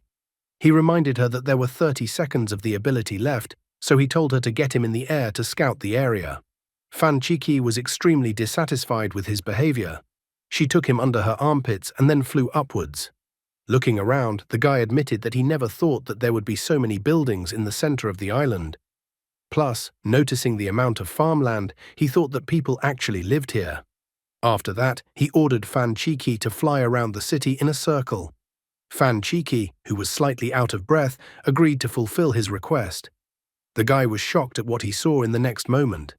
There were monsters all over the island, but the human settlement were doing just fine. This whole situation seemed incredibly strange to him. As soon as he returned back to the ground, his sisters immediately ran up to him. Xining couldn't wait to find out what he had learned by flying upwards. She wanted to know if they were really on the island. Fan Xiao confirmed her guess that they were indeed on the island, and then admitted that the island was quite large and that there was a city located in the center of the island. Therefore, the guy concluded that there was definitely someone living on this island. However, he also confessed his concerns regarding the strangeness as well. He explained that there are monsters everywhere outside the city. The girls were surprised that there were monsters everywhere on the island. Xining understood his concerns. After all, people who lived on an island full of monsters, it didn't seem like something normal. She was well aware that Fan Xiao was certainly strong, and that even a huge monster like a sea monster, Fan Xiao could destroy with a single blow, but still even Fan Xiao's abilities had limitations in her opinion, so if they met a crowd of monsters again, it would be hard for them to deal with them. In the end, she argued that they should go to the town. After all, if the city was still intact, then the locals knew how to defend themselves, and the city should be safe. Fan Xiao was in agreement with her initiative. However, turning around and looking at the Special Affairs Agency people, he informed the girls that it looked like they would have to cooperate with them. The guy stated that the Special Affairs Agency people seemed to have some understanding of what was going on. Seeing a slightly scared Baiji, the guy turned to her. He asked her not to be afraid, since while he was flying, he had destroyed all the monsters in the vicinity. So if they don't make any noise, the other monsters won't come running. So he announced that the girl could be at ease. Hearing such reassuring words from the guy, the girl thanked him. At this moment, Baiji remembered that they hadn't yet paid him for the 2 items he gave them. Therefore, she wanted to know how much he wanted for the 2 items. Fan Xiao announced that he didn't need any money, but in return, he asked that Baiji stay by his side and help him as much as needed. Baiji was shocked, not realizing if she could really pay for the item with that. All glowing like a hero lover, Fan Xiao declared that everything was like that and that she should believe in herself. In reality, Fan Xiao was still not exactly sure if their current problems were caused by his bad luck. But he also still didn't know if the girl's luck was capable of compensating for his bad luck. Besides, in the dungeons, the girl was essential to him as a healer. Using the anemia earring required some form of support, which he especially needed during Fan Chiki's cooldown. He looked at the girl in front of him with a smile, as she had the skill to support as well as the passive skill luck, so he considered the girl to be incredibly valuable to him. After that, he confessed that he wanted the girl to be by his side not only in the dungeons. He required the girl to remain by his side even after leaving the dungeon. He couldn't say a specific time period, as everything depended on the circumstances. Furthermore, he announced that he wasn't going to take advantage of such a position just like this, and that it wasn't just an item sale, and that he would actually calculate the payment for the girl's endeavors on the basis of the work, depending on the duration of the work. Xining had no objection to such an offer from the guy, if her sister had no objection either. She then looked at her sister and wondered if she agreed to the guy's offer. Xining so easily sold her sister for items, completely forgetting about her sister's education. In the end, the girl had no choice but to agree to the guy's proposal. Realizing that they had a deal, the guy decided that it was time to divide the trophies. The first item was a D-rank dustless shield item. According to legend, one magician suffered from a severe form of mysophobia. If he didn't wash himself 10 times a day, he felt terrible. But that took up too much of his time. To save his energy for something more important, he created magic that repelled any dirt and attached it to a necklace. The item note stated that the necklace could create a repulsive barrier around the body. When dispersed, covering the entire body, it has a repulsive force capable of blocking sniper bullets. When compressed to form a shield, it has a repulsive force capable of blocking artillery shells. The item's second note stated that the owner of the dustless shield could freely choose what the item would repel. Xining was delighted, thinking that it was a very good defense-type item. After that, the guy showed them another item, shape-shifting clothes. He said that he had obtained a new item from a player from the breeding organization that was capable of replacing the item. Looking at the item, Baiji felt that it would be suitable for both her and her sister. But unfortunately, she didn't have the money right now. However, the clever Xining called her stupid. She pointed out to her that she was a real catch for the guy right now, and that her sister could take the item for future payment. However, at this point, the system congratulated the puppet player for obtaining the shape-shifting clothes item. Furthermore, the system reported that it had discovered that the shape-shifting clothes item and absolute territory item were compatible, and that the 2 items could be combined for 3,000 in-game coins. Fan Xiao was surprised that items with compatibility could be combined if one paid with in-game coins. He was pleased with this information, as there was finally a useful use for in-game currency other than shopping on the train. An overjoyed Baiji stated that her sister could pick up the shape-shifting clothes item since she had a compatible item. But her sister sadly noted that she had no in-game coins. Then Baiji announced that she would cover the cost of the item from her future salary, and that her sister could pay her back later. In addition, she did not hide her interest that she would like to know what would happen after the items were combined. Reluctantly, Xining agreed with her sister's words. When the system asked her to confirm the merging of the 2 items, Xining chose the confirm option. Xining was surprised as in the same instant she glowed as if she was in a fairy tale. A moment later, Xining was already wearing a dress as if she was some kind of princess. It was as if the new item reflected the girl's true nature and passions. After the two items merged, did the new item become significantly stronger? Also, what was this strange island they had so suddenly found themselves on? Xining happily noticed that the merging of the shape-shifting clothes and absolute territory items had been completed and that the item's level had risen to D rank. Fan Xiao wondered if any changes had appeared in the item. Blushing slightly, the girl noted that the item fusion was based on her skirt, so the transformation ability had increased and was now evolving in two directions. In the first direction, it was possible to turn more dolls into jewelry and hang them on her skirt. Blushing even more, she noted that in the second direction, an item could take any shape that the owner of the item liked. In confidence, Baiji confessed that her sister loves cute things. In addition, her sister likes to dress up her dolls in cute clothes, as well as wear one herself. The guy was a little surprised at the information he received about the girl, except that Xining was extremely displeased with her sister's behavior. All red, she walked up to her sister and grabbed her cheek with her hand, declaring that she was too loose. However, the guy didn't care about the girl's preference. He inquired if anything other than her transformation ability had changed, such as if her defense had gotten better. But the girl dismissed his assumptions. She explained that the durability of her clothes was slightly higher than normal clothes. But if her clothes were torn, the clothes would recover automatically. So she summarized that overall, merging items was just more convenient than taking up two slots for two separate items. At this moment, Du Ruo finally decided that it was time to talk to them.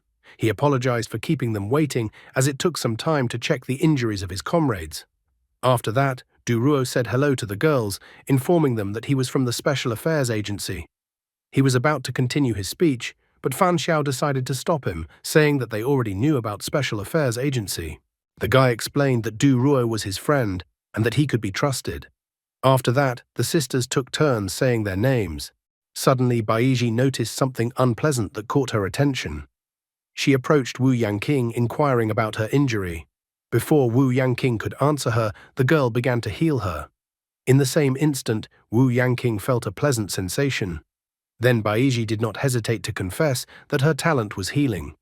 After hearing about her talent, the other agents from the Special Affairs Agency began to ask the girl to heal them.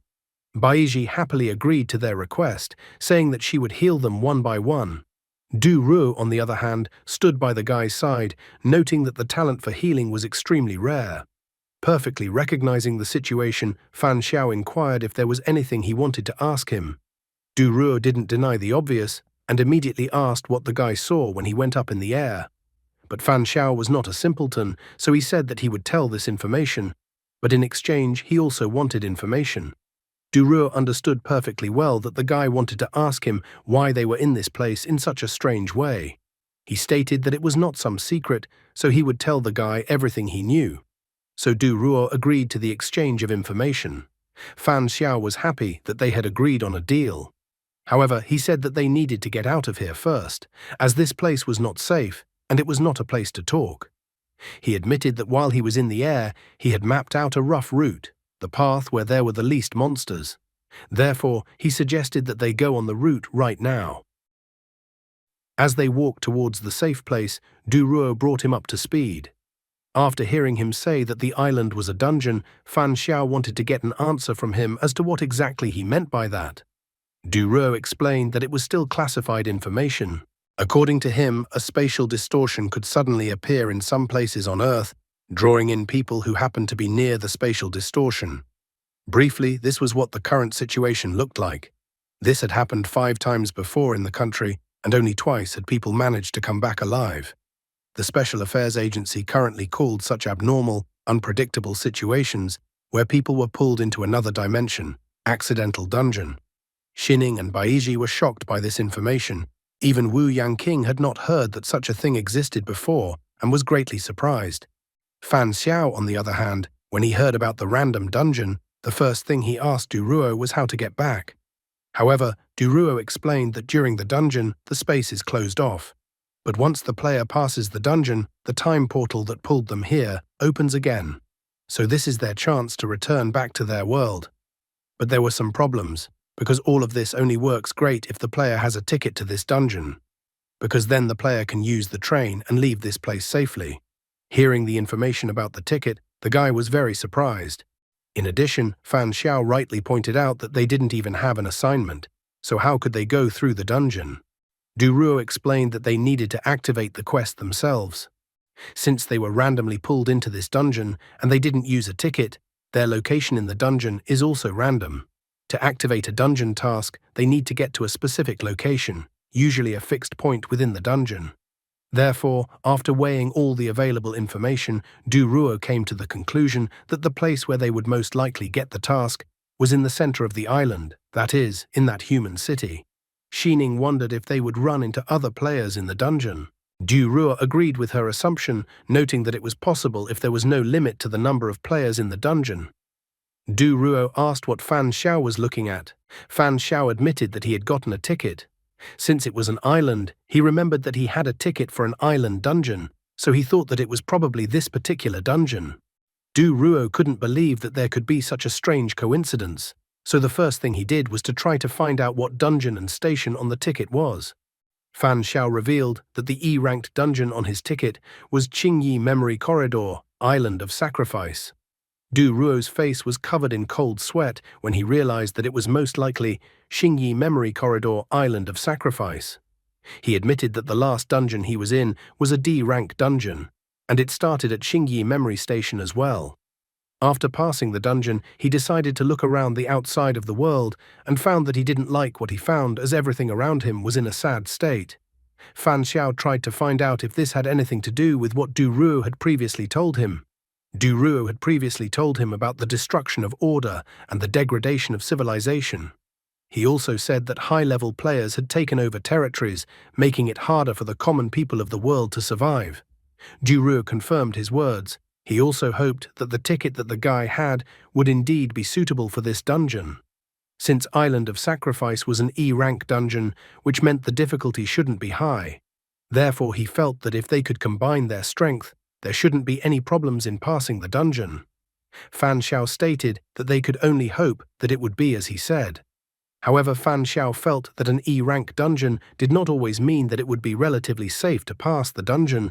He remembered that the qualifying dungeon, where he and the sisters were, in that dungeon the final boss was impossible for newcomers to defeat. Therefore, he felt that there were high-level threats in low-level dungeons. It was just that the difficulty of the missions was low, and players didn't have to face them. As they continued walking into the city, Fan Xiao tried to ask Duruo why.